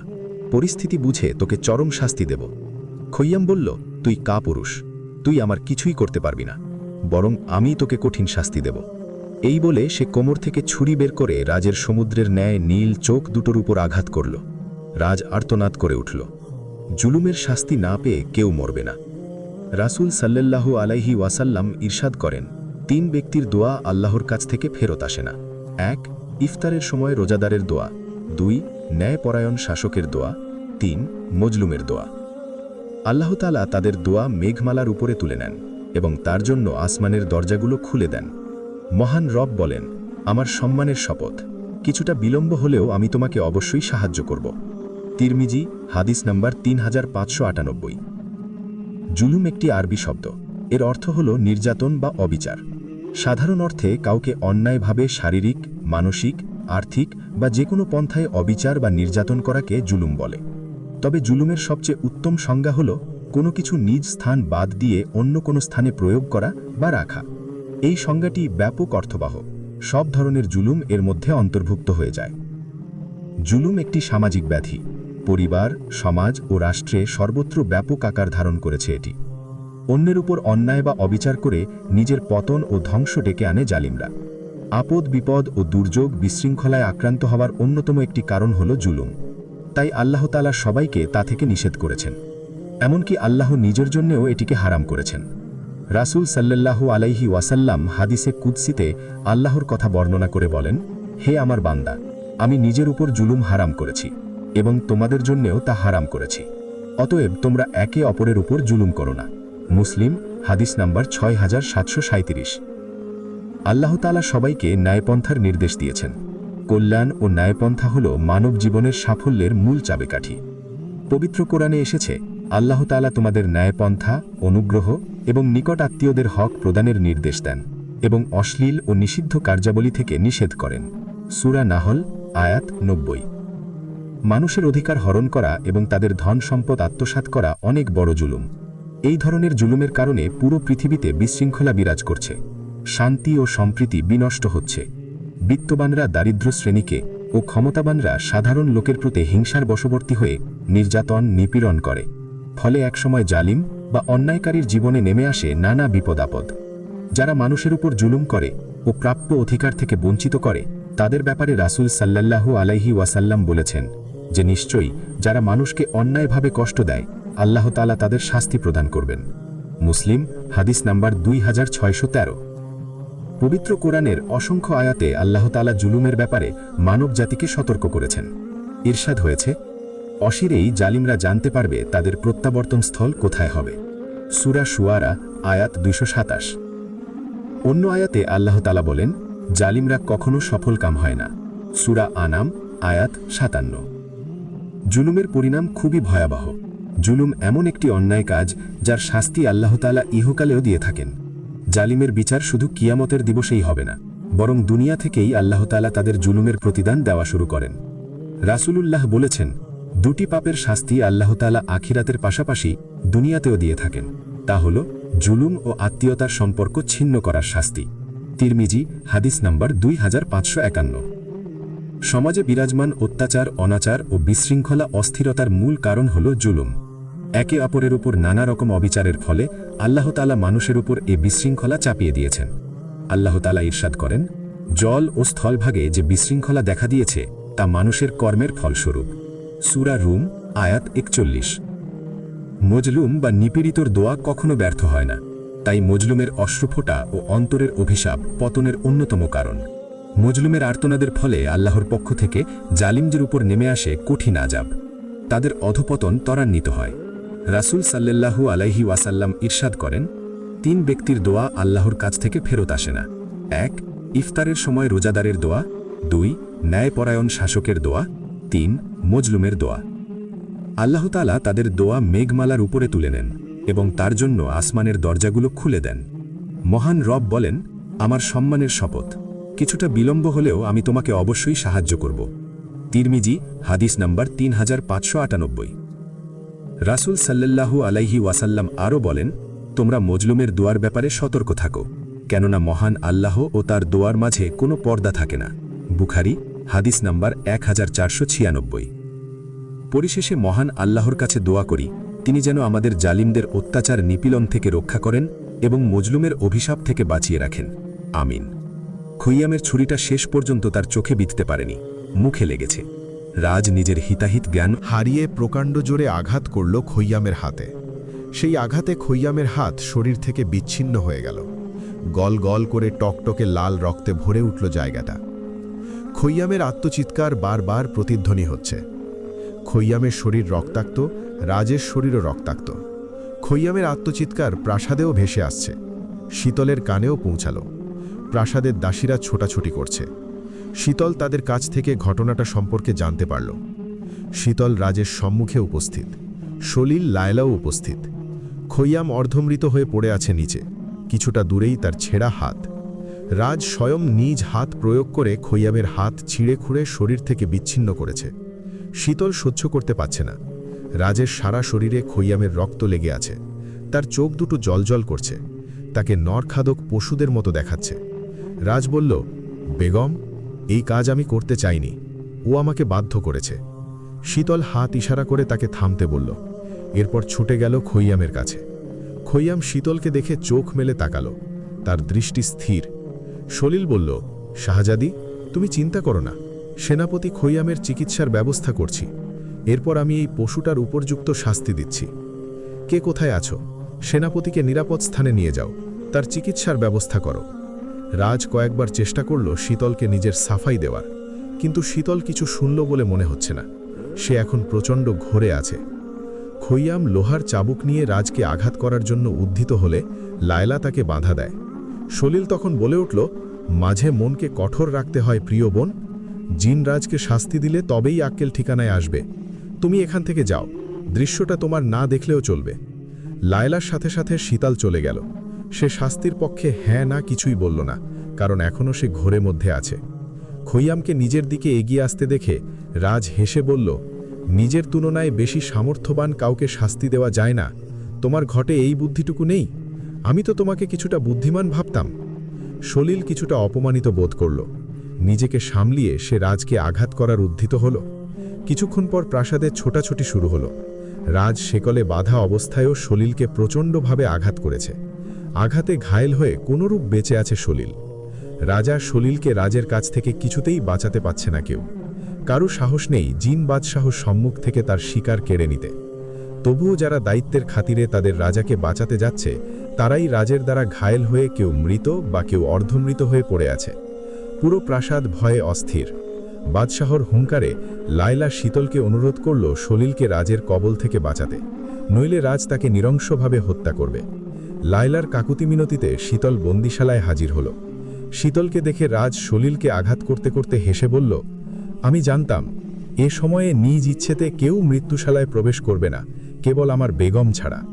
হত্যাকারী, অত্যাচারী, একদম চুপ। আপনার এই মুখে বেগম বলে আমাকে সম্বোধন করবেন না।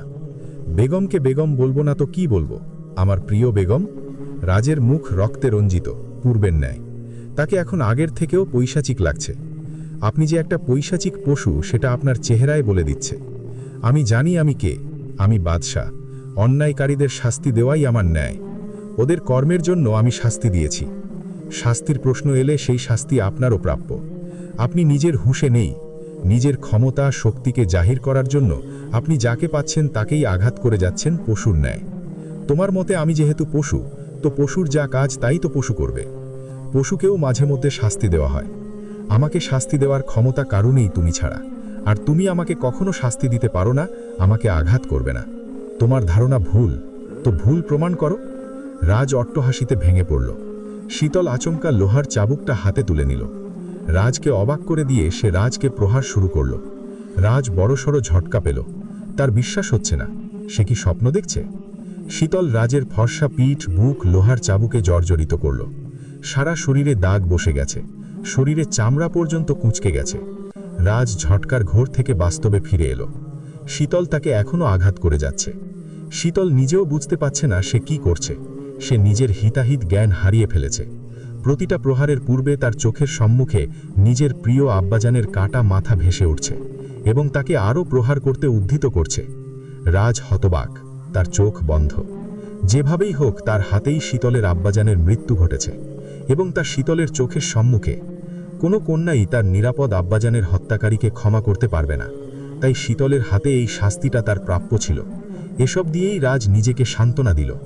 শীতল একসময় নিজেই ক্লান্ত হয়ে থামল। রাজের দিকে তাকিয়ে সে আতঙ্কে মূর্ছিয়ে গেল। রাজকে এখন মনে হচ্ছে মৃত কেউ। জলজল করা রাজের চোখ দুটো তার দিকে পলকক্ষীণ দৃষ্টি নিয়ে তাকিয়ে আছে। কি করেছে কি শীতল? রাজ কি তবে মরেই গেল? শীতল রাজের মৃত্যু কথা ভেবেই জ্ঞান হারিয়ে নিচে পড়ে গেল। মাওয়া ঘুমিয়ে আছে, তার পাশে ধীরাজ খুব কাছ থেকে তাকে দেখছে। বহু বিবাহ করেছিল সে, কারো মধ্যেই তার হৃদয়কে আটকে রাখার ক্ষমতা ছিল না। সকল স্ত্রী তাকে ভীষণ ভালোবাসত, কিন্তু কাউকে ভালোবাসতে পারেনি। তিনি ভালোবাসতেন ক্ষমতাকে। একসময় তিনি একজন নারীর প্রেমে পড়েন। সেই নারীটি ছিল ধার্মিকা, আর সে ছিল অধার্মিক।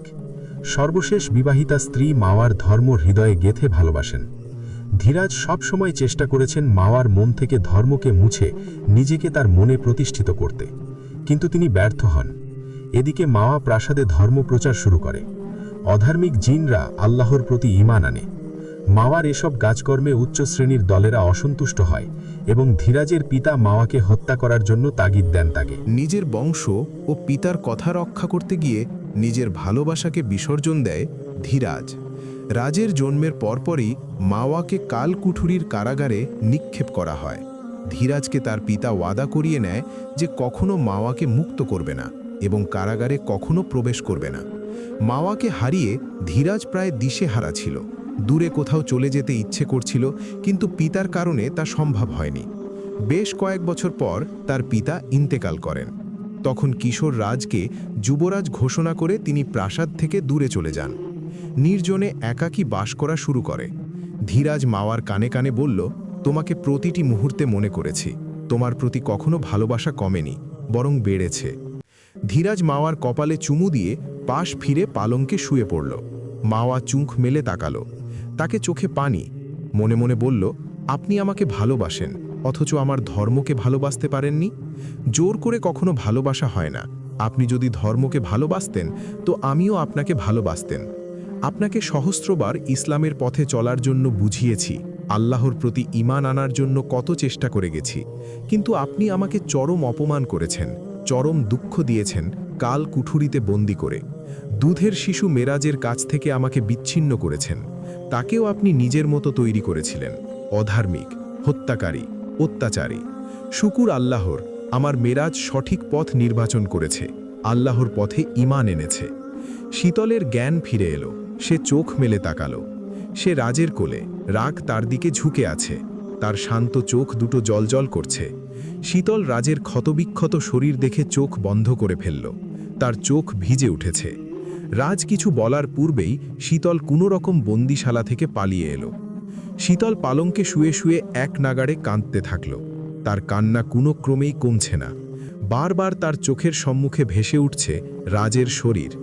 এদিকে শীতলের হাতে রাজের গায়ে লোহার চাবুক প্রহার করার ঘটনা শুনে মাওয়া বারবার জ্ঞান হারাচ্ছে। ধীরাজ তাকে শান্ত করার চেষ্টা করছে। মাওয়া ব্যাকুল হয়ে পুত্রের জন্য কাঁদছে, পুত্রের কাছে যেতে চাচ্ছে, তাকে দেখতে চাচ্ছে। না জানি কতটা আঘাতপ্রাপ্ত হয়েছে সে। কেউ তো নেই যে রাজের সেবা শুশ্রূষা করবে। বেশ খানিকটা সময়ের পর বন্দিশালায় শীতল উপস্থিত হল, তার হাতে প্রকাণ্ড থালা। রাজের সম্মুখে যাওয়ার পরও রাজ কিছু বলল না, চুপচাপ শীতলের কাণ্ড কারখানা দেখছে সে। শীতল রাজের শরীর স্পর্শ করতেই রাজ শিহরণ অনুভব করল। শীতল রাজের সারা গায়ে ঔষধ প্রয়োগ করছে খুব কাছ থেকে। রাজ তাকে কাছ থেকে পলকহীন দৃষ্টিতে দেখছে। রাজের বুকে ঔষধ লাগানোর সময় একবার শীতলের সাথে তার দৃষ্টি বিনিময় হল। রাজের হৃদয়ের স্পন্দন খুব দ্রুত ওঠানামা করছে।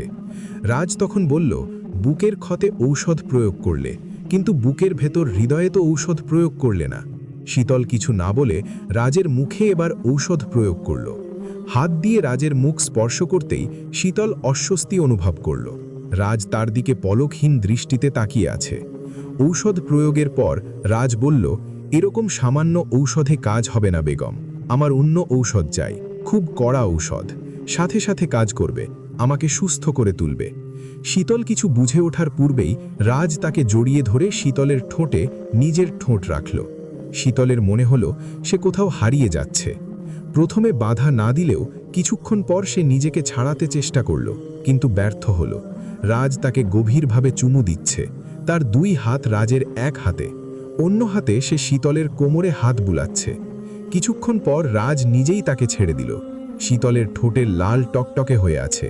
রাজ বলল, এটা হলো কড়া ঔষধ, এবার আমি সুস্থ। শীতল তার দিকে তীক্ষ্ণ দৃষ্টি নিক্ষেপ করল।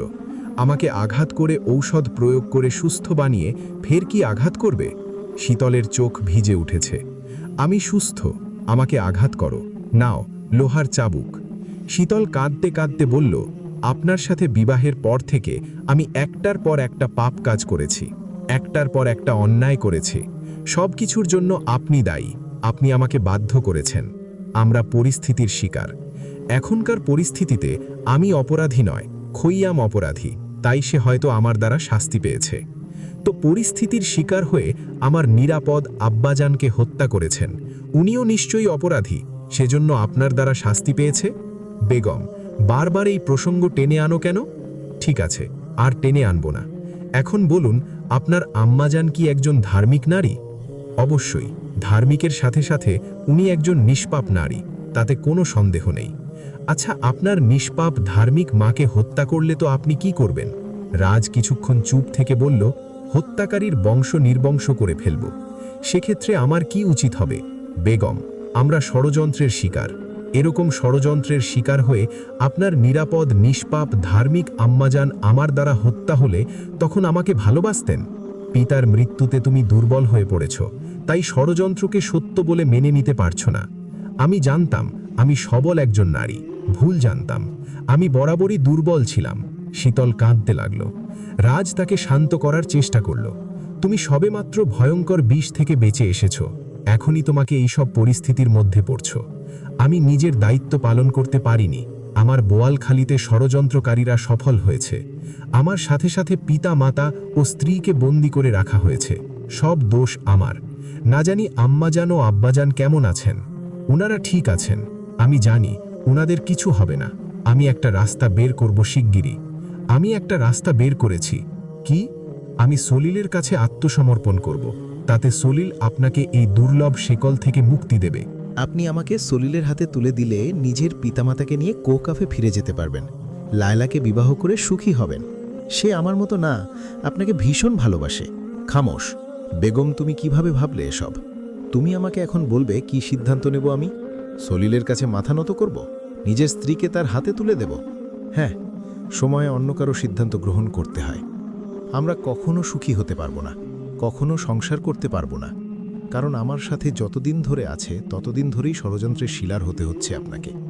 এখন তো নিজের সব কিছু হারিয়ে বন্দী হয়ে আছেন। একবার নিজের দিকে তাকিয়ে দেখুন কি অবস্থা হয়েছে আপনার। আপনি ঠিক বলেছেন, আমরা পরিস্থিতির শিকার। আমরা সারা জীবন পরিস্থিতির শিকার হতেই থাকবো একসাথে থাকলে। এসব কিছুর মধ্যে একটা সত্যি হলো আমার ভালোবাসা। সারা জীবন সহস্র ষড়যন্ত্রের শিকার হলেও এই ভালোবাসার ক্ষতি হবে না। এখনও আপনি ভালোবাসা করছেন। আমি আপনাকে ভালোবাসি না। ভালো হবে এটাই, আমাকে ভালোবাসা বন্ধ করুন আর নিজের রাজ্যে ফিরে গিয়ে সুখী হন।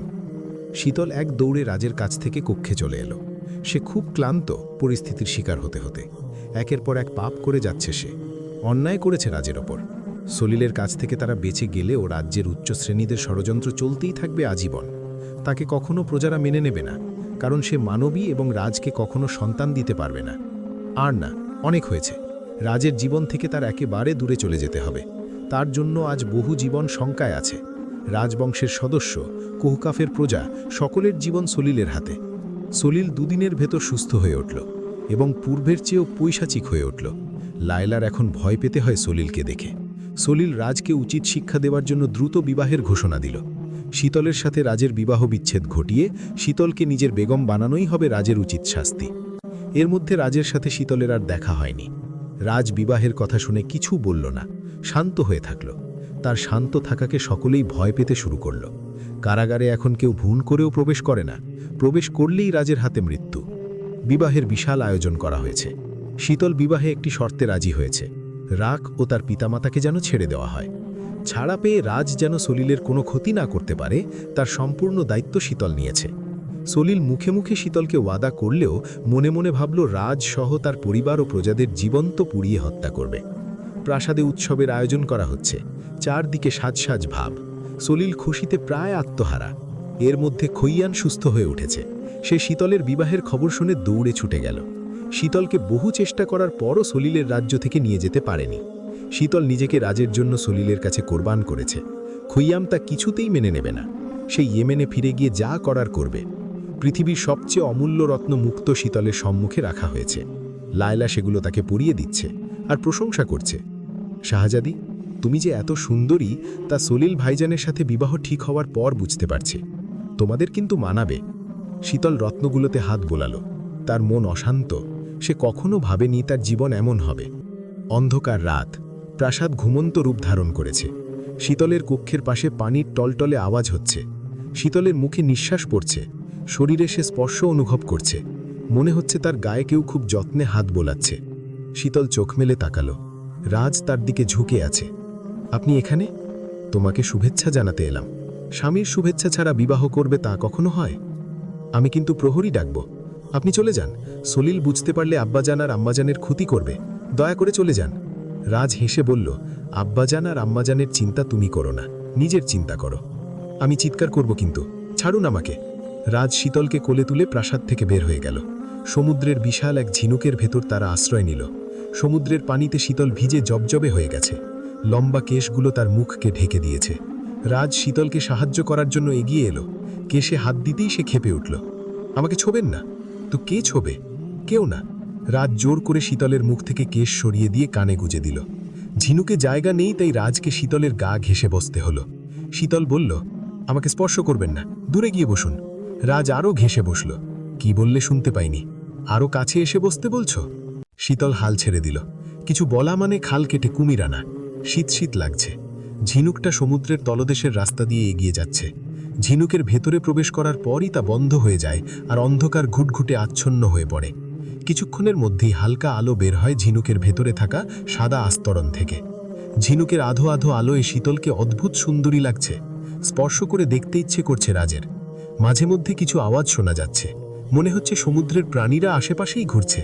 আওয়াজগুলো ঝিনুকের ভেতর খুব অশরীরী লাগছে। ভয় লাগছে? লাগছে।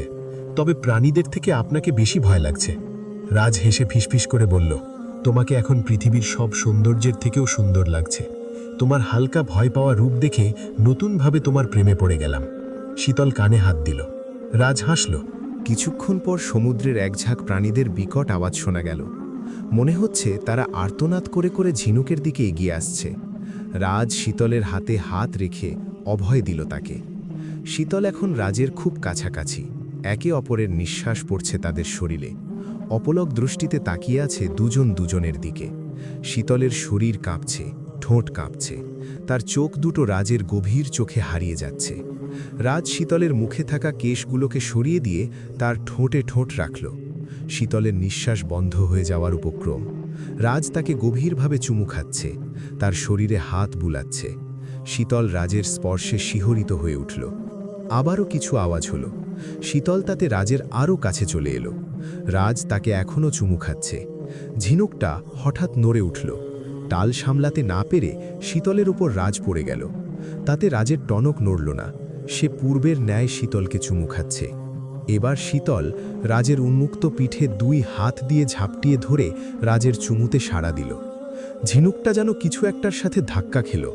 ঝিনুকটা গড়িয়ে গড়িয়ে উল্টোপাল্টা হয়ে ছুটে চলল সামনে। সেই সাথে রাজ ও শীতল দুজন দুজনকে নিবিড়ভাবে চুমু খাচ্ছে। ঠোঁটের সাথে সাথে শীতলের পুরো গোলাপি মুখশ্রীতে চুমু দিচ্ছে রাজ। শীতল রাজের জুলফি জুলফি কেশে হাত বুলাচ্ছে। রাজ শীতলের গলা থেকে দোপাট্টাটা সরিয়ে দিল। তার গলায় নাক ডুবিয়ে সুবাস নিল। গলায় রাজ ঠোঁটের আদর দিল। এরপর শীতলের পায়ের ওপর থেকে পোশাকের অংশ বেশ খানিকটা সরিয়ে পায়ে ঠোঁট ছোঁয়ালো সে। সহস্র চুমু দিল পায়ে। এরপর আবার শীতলের ঠোঁটে চুমু খেতে শুরু করল। অজস্র চুমুতে ভরিয়ে দিল রাজ শীতলকে। শীতলকে পুরোপুরি ঠোঁট দিয়ে আদর করতে ব্যস্ত হয়ে পড়ল রাজ। শীতল চোখ বন্ধ করে দুই হাত দিয়ে রাজকে নিজের সাথে ঝাপটিয়ে ধরে রাজের আদরগুলো অনুভব করতে লাগল। রাজের মনে হচ্ছে সে এক গোলাপ কাননে প্রবেশ করেছে। মনে হচ্ছে সুগন্ধি গোলাপের সুবাস নিচ্ছে সে। রাজ ও শীতল দুজন দুজনকে নতুনভাবে আবিষ্কার করেছে আজ। শীতলের মনে হচ্ছে দুষ্টু এক ঝাঁক ঠান্ডা হাওয়ার ঝোঁকা তার শরীরে প্রবেশ করেছে, তাকে নিবিড়ভাবে আদর সোহাগে ভরিয়ে তুলেছে। ঝিনুক চলছে তার নিজের গতিতে, সেই সাথে রাজ ও শীতলের ভালোবাসাও চলছে তাদের নিজস্ব গতিতে। এতদিনে তাদের ভালোবাসা পূর্ণ হল। অজস্র ষড়যন্ত্রের পর দুজন এক হল। অবশেষে জিন ও মানবীর ভালোবাসার মিলন ঘটল সমুদ্রের তলদেশের যাত্রায়। স্ত্রীকে ভালোবাসা ইবাদতের অংশবিশেষ। দুনিয়ার জীবনে স্ত্রীকে ভালোবাসাও ইবাদত বিশেষ। তবে শর্ত হল ওই ভালোবাসা যেন স্বামীকে ইবাদত বন্দেগী থেকে ভুলিয়ে না রাখে। বুজুর্গরা বলেছেন, স্ত্রীর প্রতি ভালোবাসা গভীর হওয়া কাম্য। স্ত্রীর প্রতি ভালোবাসা প্রদর্শনের কথা শরীয়তে বলা হয়েছে। এর সূত্র হচ্ছে কোরআনে কারিমের একটি আয়াত, যাতে বলা হয়েছে, আল্লাহ তাআলা তোমাদের মাঝে প্রীতি ও করুণা সৃষ্টি করেছেন।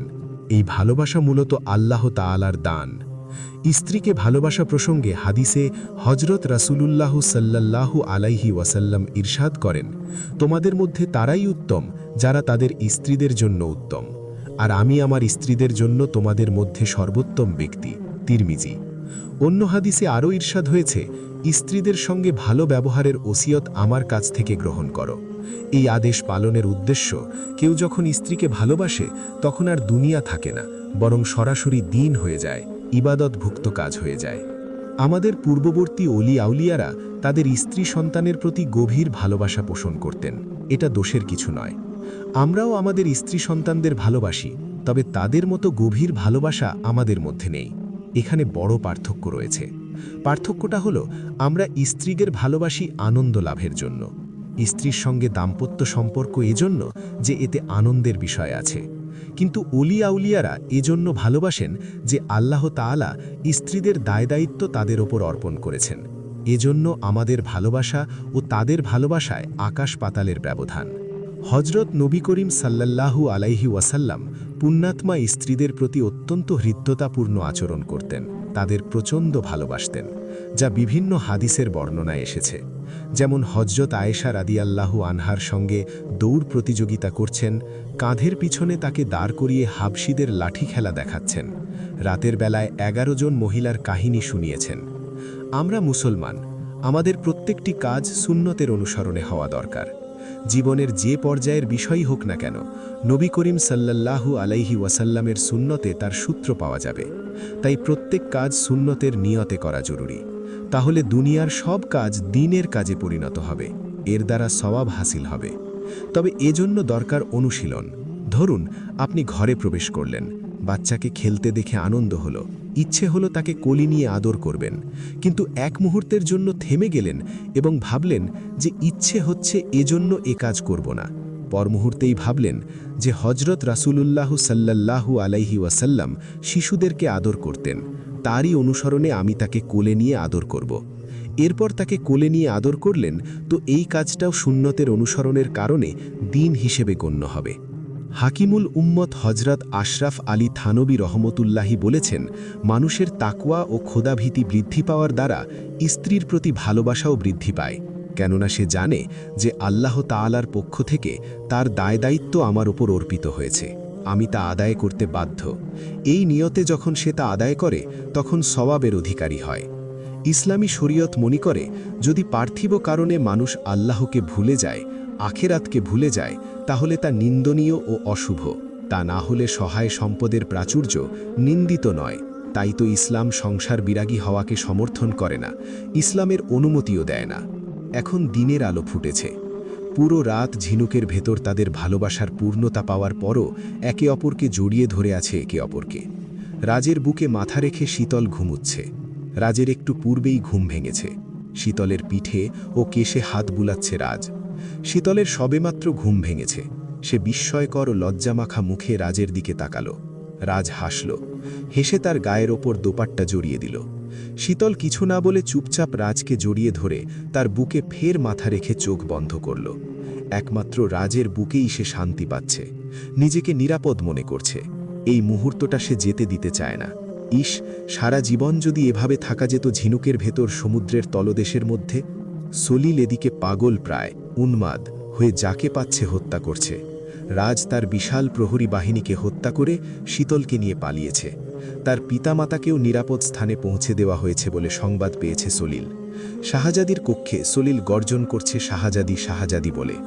শীতল কয়েকটা আঘাত করল ঝিনুকের ভেতর, কোনো প্রতিক্রিয়া হলো না। ঝিনুকের ডালা খোলা গেল না। রাজ তাতে হেসে কুটি কুটি হচ্ছে।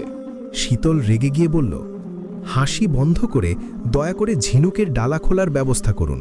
এভাবে আর কতক্ষণ থাকা যায় ঝিনুকের ভেতর? রাজ হেসে শীতলের কানে ফিসফিস করে বলল, এখানে থাকলে হয়তো দ্বিতীয়বার ফুলসজ্জার সুযোগ পাব। ঝিনুকের ডালা খুলে গেলেই তুমি বাহিরে চলে যাবে, তখন তো আর দ্বিতীয়বার ফুলসজ্জা করতে পারবো না। আমার মনে হচ্ছে সারা জীবন তোমার সাথে ঝিনুকের মধ্যেই আটকে থাকি। শীতল রাজের চোখে তীক্ষ্ণ দৃষ্টিতে তাকালো। এ পর্যন্ত রাজ কয়েক দফা ফুলসজ্জা কথাটা বলেছে। শীতল তাতে লজ্জাজনক পরিস্থিতিতে পড়ছে। একটুও লাগাম নেই রাজের কথাবার্তায়। আশ্চর্য। রাজ শীতলের দিকে তাকিয়ে বলল, নিজের বেগমের সম্মুখে কথাবার্তায় লাগাম লাগানোর প্রয়োজন দেখছি না। বলতে বলতে একটা আঘাত করল ঝিনুকের ভেতর। সাথে সাথেই ঝিনুকের উপরের ডালা ভেঙে চুরমার হলো। শীতলকে সে নিজের বুকে আগলে ধরল, যেন ঝিনুকের ভাঙা টুকরোগুলো তার গায়ে না পড়ে।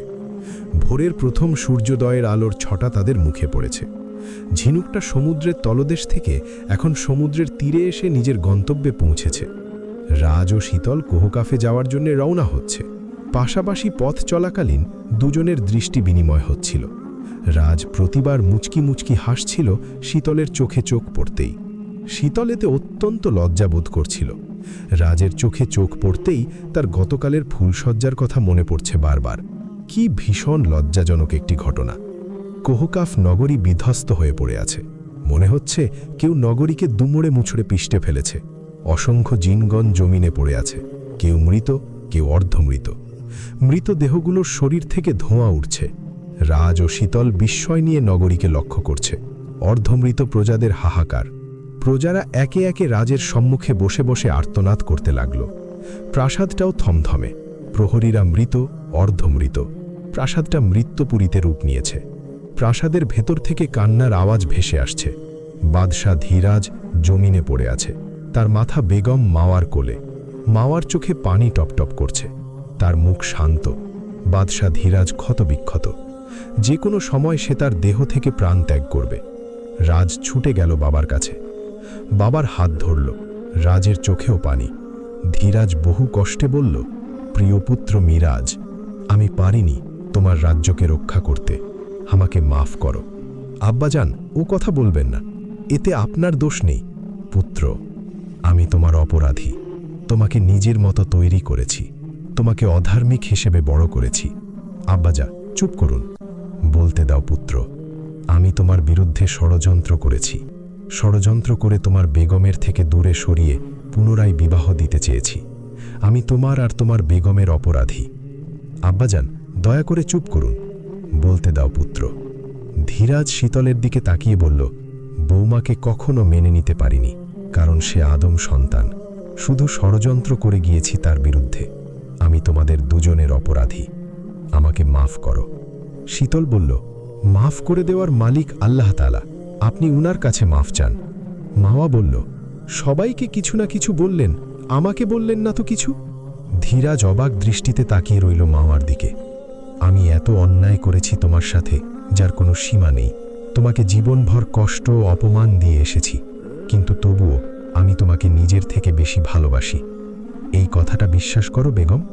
মামা মাথা নাড়িয়ে বলল, হ্যাঁ। এরপর বলল, আপনি কি জানেন আমার প্রতিটি দোয়ায় আপনি থাকেন? আপনার মঙ্গলের জন্যে জীবনভর আল্লাহর কাছে দোয়া করে এসেছি। আমি জানি বেগম, আমার মতো পাপীর সৌভাগ্য যে তুমি আমার স্ত্রী। প্রত্যেক প্রাণীর জন্ম যেমন আছে তেমনি মৃত্যুও আছে। তাকে তার সৃষ্টিকর্তার ঠিকানায় চলে যেতে হবে। আপনি কি এখন সৃষ্টিকর্তাকে বিশ্বাস করেন? ধীরাজ চুপ করে আছে। আবু তালিবের মৃত্যুর সময়ও মহানবী সাল্লাল্লাহু আলাইহি ওয়াসাল্লাম বহু চেষ্টা করেন আল্লাহর প্রতি ঈমান আনাতে, কিন্তু তিনি ঈমান আনেননি। ঠিক তেমনি রাজের বাবাও ঈমান থেকে মুখ ফিরিয়ে নিলেন। চারদিকে যখন হতাশা, তখনই সবাইকে অবাক করে দিয়ে আল্লাহর প্রতি ঈমান আনালো। সে কালেমা পড়তে লাগল। পড়া শেষ হলে বলল, আমার বেগমের মুখে বহু পূর্বে শুনেছিলাম, জানি না কিভাবে এখন তা মনে পড়ল। সবাই স্বস্তির নিঃশ্বাস ফেলল। ধীরাজের মাথায় মাওয়া হাত বোলাচ্ছে। তার চোখের পানি টপ টপ করে ধীরাজের মুখে পড়ছে। ধীরাজ অপলক দৃষ্টিতে তার মুখশ্রীর দিকে তাকিয়ে রইল। হাত স্পর্শ করল তার গালে। মাওয়া শিহরিত হয়ে চোখ বন্ধ করল। বাদশা কি বুঝতে পারেন আমার হৃদয়ের অনুভূতির কথা? ভালোবাসি মুখে বললেই যে ভালোবাসা হবে তা নয়, ভালোবাসি না বললেও ভালোবাসা হয়ে যায়। ধীরাজ হ্যাঁ সূচক মাথা নাড়াতে নাড়াতে লা ইলাহা বলতে বলতে শেষ নিঃশ্বাস ত্যাগ করল। কিছুটা সময় মাওয়া নিঃশ্বাস নিতে ভুলে গেল। এরপর স্বাভাবিকভাবে সেও শেষ নিঃশ্বাস ত্যাগ করল। শীতল রাজের কাঁধে হাত রাখল। শীতলের চোখেও পানি এসেছে। দুটি মৃতদেহ ধোয়া হয়ে হাওয়ায় উড়ে যাচ্ছে। রাজ পিতামাতা ও প্রজাদের দাফন কার্য শেষ করল।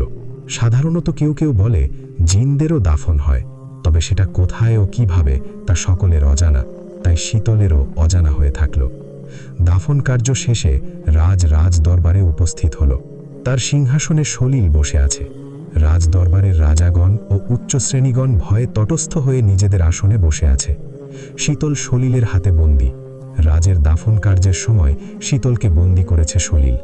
সলিল হুঙ্কার দিয়ে বলল, আমার হবু বেগমকে অপহরণ করার পরিণাম নিশ্চয়ই তুমি পেয়েছ। ভালো হবে তুমি আত্মসমর্পণ করো। রাজ শান্ত গলায় বলল, আমার হারানোর কিছুই নেই। আত্মসমর্পণের প্রশ্নই ওঠে না। তাছাড়া জ্বলন্ত আগুনকে কেউ বন্দি করতে পারে না। সলিল হেসে শীতলের কথা মনে করিয়ে দিল রাজকে। রাজের সবচেয়ে বড় দুর্বলতা হলো শীতল। কিন্তু তুমি তো ওকে ভালোবাসো, ওর কোনো ক্ষতি করতে পারবে না তুমি? হ্যাঁ ঠিক, কিন্তু তুমি থাকাকালীন আমি আমার ভালোবাসাকে জয় করতে পারবো না। তাই শাহজাদিকে আমি যদি না পাই তো কেউ পাবে না। আমি শাহজাদিকে নিয়ে আত্মহত্যা করব। রাজ হুঙ্কার দিয়ে উঠল। শীতল বলল, শয়তান, আমার মৃত্যুও ভালো তোকে ভালোবাসার বদলে। সলিল হেসে বলল, তোমার মুখে শয়তান ডাকটা অসাধারণ মনে হয়। যখনই তোমার মুখে শয়তান ডাক শুনি তখনই নতুন করে তোমার প্রেমে পড়ি। রাজ আবারও হুঙ্কার দিয়ে উঠল। সলিল বলল, কে কোথায় আছো? আমাদের সম্মানিত বাদশাহকে কাল কুঠুরিতে বন্দী করো। শীতল চিৎকার দিয়ে উঠল। সলিল শীতলের হাত ধরে তার দিকে তাকিয়ে হাসল। কাল কুঠুরির আগ্নেয়গিরি অগ্নিলাভা আবারও জেগে উঠেছে। রাজকে অগ্নিশিখার কাছাকাছি শেকল দিয়ে বন্দী করা হয়েছে। অসংখ্য প্রহরীরা তাকে চাবুক প্রহার করছে। সে এখান থেকে মুক্ত হতে পারে, কিন্তু তা সে শীতলের জন্য করতে পারছে না। সলিল শীতলের ক্ষতি করবে তা নিশ্চিত। দিনের আলো ফুটেছে।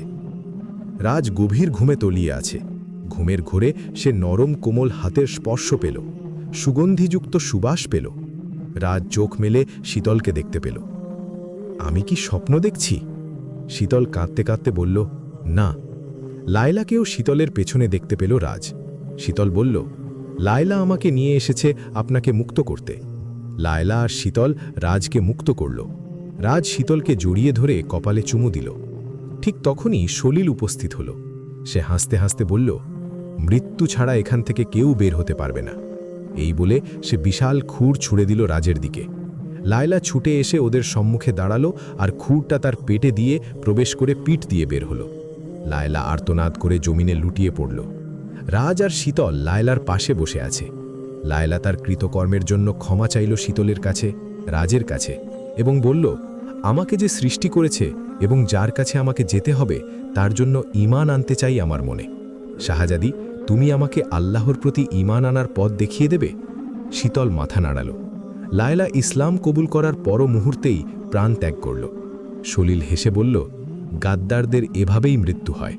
রাজ হুঙ্কার দিয়ে বলল, চরম পাপীদের কিভাবে মৃত্যু হয় তা আমি তোমাকে এবার দেখাব। রাজ আর সলিলের ভয়ঙ্কর যুদ্ধ লেগে গেল। সলিল এখন পুরোপুরি ইবলিশের অনুসারী বলেই পূর্বের চেয়েও শক্তিশালী হয়ে উঠেছে। রাজের কাছে শয়তানি শক্তি নেই, তবে ঈমানের পবিত্র শক্তি আছে। আজ পবিত্র শক্তির সাথে অপবিত্র শক্তির লড়াই হবে। ভয়ঙ্কর লড়াইয়ে ব্যস্ত হল দুজন। কেউ কারো থেকে কম নয়, দুজনেই আঘাতপ্রাপ্ত। এদিকে সলিলের সেনাদের সাথে রাজের সেনাদেরও যুদ্ধ চলছে। শীতল রাজের সেনাদের নেতৃত্ব দিয়ে নিজেও দুষ্ট জিনদের বধ করছে। চারদিক অন্ধকার হয়ে গেছে, আধারে মিশেছে রাত। ভোর থেকেই বিরামহীনভাবে লড়াই চলছে। কোহকাফের লক্ষ লক্ষ জিনগণের মৃত্যু ঘটেছে। ধোঁয়া ছেয়ে গেছে কোহকাফ, যেন কিয়ামত নাজিল হচ্ছে। সলিল বেশ আঘাত পেল রাজের দ্বারা। সে সলিলের কবল থেকে পলায়ন করল। রাজ সলিলকে খুঁজতে লাগল আর সেনাদের বধ করতে লাগল। হঠাৎ সলিল শীতলের সম্মুখে দাঁড়াল। রাজ সেনাদের সাথে লড়াই করতে ব্যস্ত।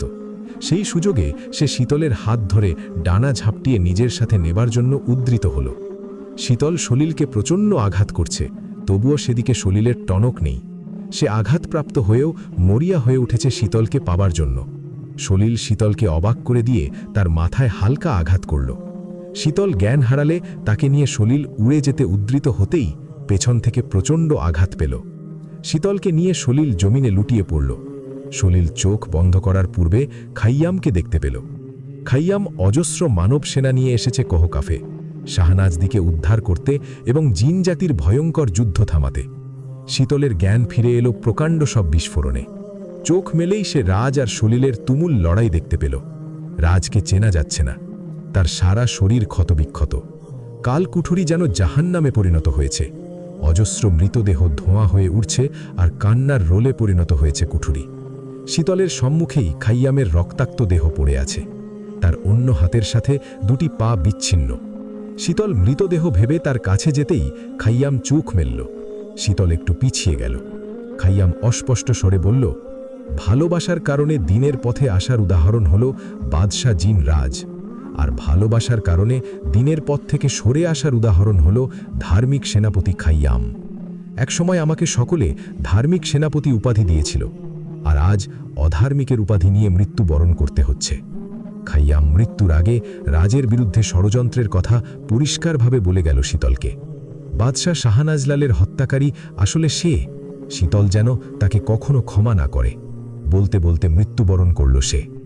অনর্থক হত্যাকাণ্ড পারিবারিক, সামাজিক এবং রাষ্ট্রীয় জীবনে বারবার বিপর্যয় ডেকে এনেছে। ইসলামের ৩ মহান খালিফা হত্যাকাণ্ডের শিকার হয়ে প্রাণ হারিয়েছেন। রাসূলের ২ দৌহিত্র হজরত হাসান ও হুসেনকেও প্রাণ হারাতে হয়েছে ষড়যন্ত্রের শিকার হয়ে। ইসলামী অনুশাসন অনুযায়ী প্রতিটি মুসলমানের উচিত ষড়যন্ত্র আর হত্যার অপচর্চা থেকে দূরে থাকা। পবিত্র কোরআনের সূরা আন-নিসার ৯৩ নম্বর আয়াতে আল্লাহ পাক ঘোষণা করেছেন, যে লোক ইচ্ছাকৃতভাবে কোনো বিশ্বাসী মুমিনকে খুন করবে তার পরিণাম হবে চিরকালীন দোজখবাসী। আল্লাহ তার প্রতি ক্রুদ্ধ হন, তাকে অভিশাপ দেন এবং তার জন্য ভয়ঙ্কর শাস্তি প্রস্তুত করে রেখেছেন। সূরা আল মায়েদার ৩২ নম্বর আয়াতে আল্লাহ পাক ঘোষণা করেন, এই কারণেই আমি বনী ইসরায়েলের প্রতি লিখে দিয়েছি যে কেউ কোনো হত্যার বিনিময়ে অথবা পৃথিবীতে গোলযোগ সৃষ্টি করার অপরাধ ছাড়া কাউকে হত্যা করল, সে যেন সমগ্র মানবকুলকে হত্যা করল, আর যে কারো জীবন বাঁচালো সে যেন সমগ্র মানবকুলের জীবন বাঁচালো। রাসূলের হাদিসে বলা হয়েছে কোনো মুসলমানের হত্যাকাণ্ড আল্লাহর কাছে সারা দুনিয়া ধ্বংসের চেয়েও অধিক মারাত্মক। তিনি বলেছেন, আল্লাহর সঙ্গে কারো শরিক করা এবং মানুষ হত্যা হল জঘন্য কবিগুনাহ। রাসূলের হাদিসে বলা হয়েছে, এক লোক রাসূল সমীপে নিবেদন করল, আল্লাহর কাছে কোন পাপটি সবচেয়ে জঘন্য? তিনি উত্তর বললেন, কাউকে আল্লাহর সমান মনে করা, অথচ তিনিই তোমাদের সৃষ্টি করেছেন। লোকটি বলল, তারপর কোনটি? তিনি উত্তর দিলেন, তোমার জীবিকায় অংশীদার হবে এই ভয়ে তোমার সন্তানকে মেরে ফেলা। সে আবার আরজ করল, তারপর কোনটি? তিনি জবাব দিলেন, পড়েশির স্ত্রীর সাথে জিনায় লিপ্ত হওয়া। অনন্তর এর সমর্থনে আল্লাহ পাক ঘোষণা দিলেন, যারা আল্লাহ ছাড়া আর কোনো মাবুদের ইবাদত করে না, আল্লাহর নিষিদ্ধকৃত হত্যা করে না এবং ব্যভিচার করে না, তারাই প্রকৃত ঈমানদার। সূরা আল ফুরকান 68।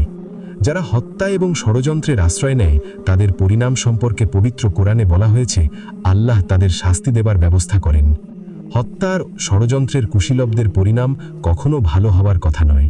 আমাদের এই যুগে যারা এ ধরনের গর্হিত কর্মকাণ্ডে জড়িত, তাদের পরিণতি দেখলে স্পষ্ট হয় আল্লাহর বিধান কতটা অলঙ্ঘনীয়। আল্লাহ আমাদের সবাইকে অসত্য পথ থেকে দূরে থাকতে এবং শান্তি ও কল্যাণের পথে চলার তৌফিক দিন। হত্যা ও ষড়যন্ত্রের শিকার হয়ে যারা প্রাণ হারিয়েছেন, দেশ ও জাতির সেসব সুসন্তানকে আল্লাহ জান্নাতবাসী করুন, আমিন। হঠাৎই ভয়ঙ্কর বিস্ফোরণ ঘটল। কাল কুঠুরি কেঁপে উঠল। অগ্নিলাভা ধেয়ে আসছে কুঠুরিকে নিজের গর্ভে ধারণ করতে। এখান থেকে বের হওয়ার সকল রাস্তা বন্ধ। সলিলের চিৎকার শোনা যাচ্ছে। কুঠুরির এক অংশ ভেঙে রাজ ও সলিল আগ্নেয়গিরির উপর পড়ে যাচ্ছে। রাজ কোনো মতে শক্ত করে মজবুত একটি দেয়াল খামচে ধরেছে, তার বড় বড় নখ দৃশ্যমান করে। নখগুলো ভেঙে যাচ্ছে আর ক্ষতবিক্ষত হচ্ছে। রাজের হাত ফসকে গেল দেয়াল থেকে এবং রাজ আগ্নেয়গিরির নিচে পড়া শুরু করল। ঠিক তখনই রাজের এক হাত শীতল তার দুই হাত দিয়ে ধরে ফেলল। শীতল আর্তনাদ করে উঠল। সে প্রাণপণ চেষ্টা করছে রাজকে উপরে ওঠাতে, কিন্তু ব্যর্থ হচ্ছে। রাজকে এক চুলও ওঠাতে পারছে না। শীতল সাহায্যের জন্য চিৎকার করছে কাঁদতে কাঁদতে। রাজ হেসে বলল, বেগম শান্ত হও, নিজেকে সামলাও, আমার হাত ছাড়ো। আমি বেঁচে গেলে পাপী সলিল বেঁচে যাবে। শীতল তাকিয়ে দেখল সলিল রাজের পা কোনো মতে আঁকড়ে ধরে বেঁচে আছে। শীতল রাজের কথা না শুনে চেষ্টা করে যাচ্ছে। রাজ হাসছে, সলিলও হাসছে। সলিল বলল, শাহজাদি, জিনরাজকে বাঁচানো মানে আমাকেও বাঁচানো। আমি বেঁচে গেলে তোমাদের এক হতে দেব না, তোমার পেছনে পড়ে থাকব। ভালো হবে আমাদের মরতে দাও, এতে তুমিও শান্তি পাবে। রাজ বলল, সলিল, তোমার সাথে সহমত।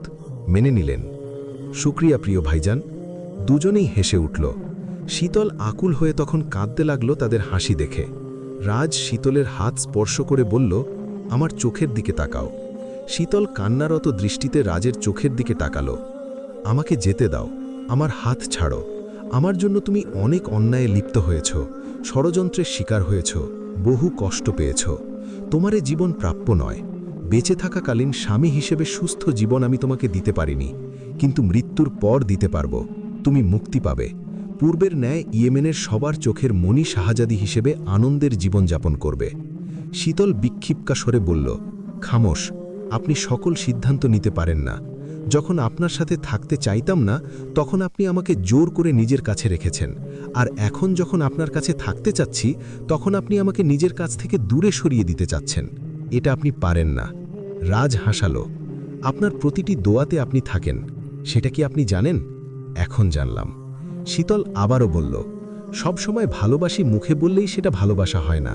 আপনি কি আমার হৃদয়ের অনুভূতি বুঝতে পারছেন? রাজ মাথা নাড়ালো। তবে আপনি আমাকে কেন ছেড়ে যাচ্ছেন? এটা যদি নিয়তি হয়ে থাকে তো আমাদের কিছু করার নেই প্রিয় বেগম। শীতল কাঁদছে আর রাজকে বাঁচাতে চেষ্টা করছে। হঠাৎ আগ্নেয়গিরি থেকে বিকট আওয়াজ শোনা গেল। রাজ চিৎকার করে বলতে লাগল, তুমি এখান থেকে বের হও, আমার ভালোবাসার নামে বলছি, তুমি বের হও। সলিল চিৎকার করে বলছে, শাহজাদি, বের হও, আমাদের মৃত্যুর বিনিময়ে তুমি নতুন জীবন শুরু করবে। হঠাৎ শীতলের হাত থেকে রাজের হাত ফসকে গেল। বিশাল আগ্নেয়গিরির গর্ভে দুজন পড়ে যেতে লাগল। রাজ এখনও হাসি মুখে শীতলের দিকে তাকিয়ে আছে। শীতল চিৎকার করে বলছে, মিরাজ, মিরাজ, মিরাজ। আগ্নেয়গিরির অগ্নিলাভা শীতলের উপর পড়তেই শাহজাদা রামাম তার বিশাল ডানা ঝাপটিয়ে শীতলকে জমিন থেকে উঠিয়ে আসমানে উড়ে গেল। শীতল বিস্ফোরিত চোখে দেখল পুরো কুঠুরি রাক্ষসী আগ্নেয়গিরির গর্ভে চলে গেল। আগুনের সমুদ্রে পরিণত হয়েছে কুঠুরি। পুরো কোহকাফ আজ মৃত্যুনগরী। ধোঁয়ায় ঝাপসা রূপ ধারণ করেছে কোহকাফ। কোহকাফ এখন অশরীরী নগরীতে পরিণত হয়েছে। শেষ কথা, শীতল ইয়েমেনে ফিরে এসেছে। প্রজারা তাদের ভুল বুঝতে পেরে শাহজাদিকে আপন করে নিয়েছে। রাজ শীতলের মনের সবটুকু জায়গা দখল করেছিল। সে চলে যাওয়ার পরই অনুভব করতে পারছে শীতল। তাদের ভালোবাসা শুরু হওয়ার পূর্বেই শেষ হয়ে গেল। একসাথে থাকা হয়নি, পথ চলা হয়নি, সংসারও করা হয়নি। কত কিছু বলার বাকি ছিল শীতলের রাজকে। কত অন্যায় করেছে সে রাজের ওপর, নির্মম অত্যাচারও করেছে। কোনো কিছুর জন্য মাফ চাওয়া হয়নি রাজের কাছে। রাজের মৃত্যুর পর থেকে শীতলকে কেউ একটিও কথা বলতে শুনেনি। তাকে কেউ আর কক্ষ থেকে বের হতেও দেখেনি। শীতলের আর কোনো কিছুতে খেয়াল নেই, না ঘুম, না খাওয়া, না সিঙ্গার, এমনকি রাজ্যের প্রতিও খেয়াল নেই। তাকে কিছু জিজ্ঞেস করলে সে শুধু এক দৃষ্টে তাকিয়ে থাকে। রাজ্যের হেকিমাগণ ঘোষণা করেছে শাহজাদি নিজের বাকশক্তির সাথে সাথে স্মৃতিশক্তিও হারিয়ে ফেলেছে। সে এখন জীবন্ত লাশ। শীতল বাস্তবেই তার স্মৃতিশক্তি ও বাকশক্তি হারিয়ে ফেলেছে। নিঃশ্বাস নিতে কষ্ট হয় তার। শরীরে প্রাণ থাকাটাও যেন বহুগুণ কষ্ট রাজকে ছাড়া। রাজের অনুপস্থিতিতে শীতল যেন কিছুই না। তার মনে হচ্ছে সে একটি অন্ধকার কূপে পড়ে আছে, যেখানে কেউ নেই, চারদিকে শূন্যতা। কিন্তু কোথাও যেন একটু আশা রয়েছে। কেউ নিশ্চয়ই তাকে অন্ধকার আচ্ছন্ন শূন্যতা থেকে মুক্ত করবে।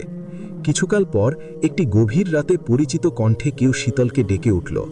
আমার মরুভূমির হুর, আমার জঙ্গলি হারিনী, শ্রেষ্ঠ সৌন্দর্যের অধিকারী আমার প্রাণপ্রিয় ভালোবাসার বেগম, চোখ মেলে তাকাও, এসো আমার কাছে। শীতল চোখ মেলে তাকালো। আলোর তৈরি একটি পথ ভেসে উঠল তার সম্মুখে। শীতল মন্ত্রমুগ্ধের মতো আলোর পথ দিয়ে ছুটতে লাগল।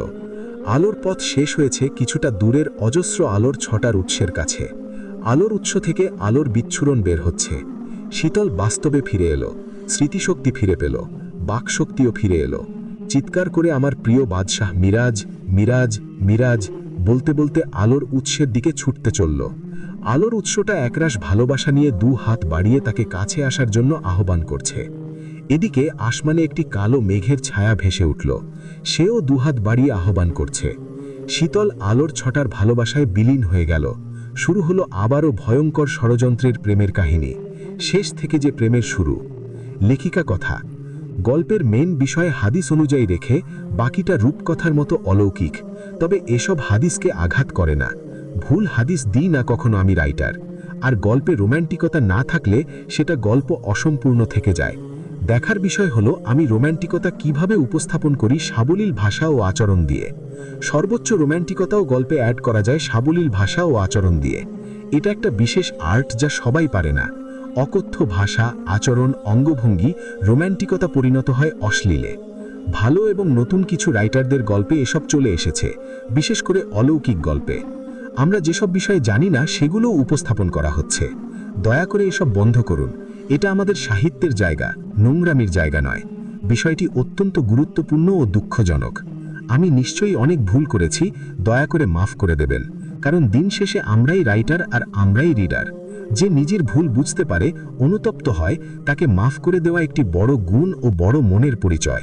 আমি বিশ্বাস করি আমরা সকল মুসলিম জাহানের মুসলিমগণ আল্লাহর বান্দা ও মহানবী সাল্লাল্লাহু আলাইহি ওয়াসাল্লামের শ্রেষ্ঠ উম্মত। মনে রাখবেন, আল কুরআন পৃথিবীর সবচেয়ে সুন্দর সাহিত্য। আরবে যখন সাহিত্যের জয় জয়কার হচ্ছিল, ঠিক তখনই সমস্ত সাহিত্যকে তাক লাগিয়ে শ্রেষ্ঠ সাহিত্য আল কুরআনের জন্ম হয়। পৃথিবীর একমাত্র শুদ্ধ লিখিত সাহিত্য হল আল কুরআন।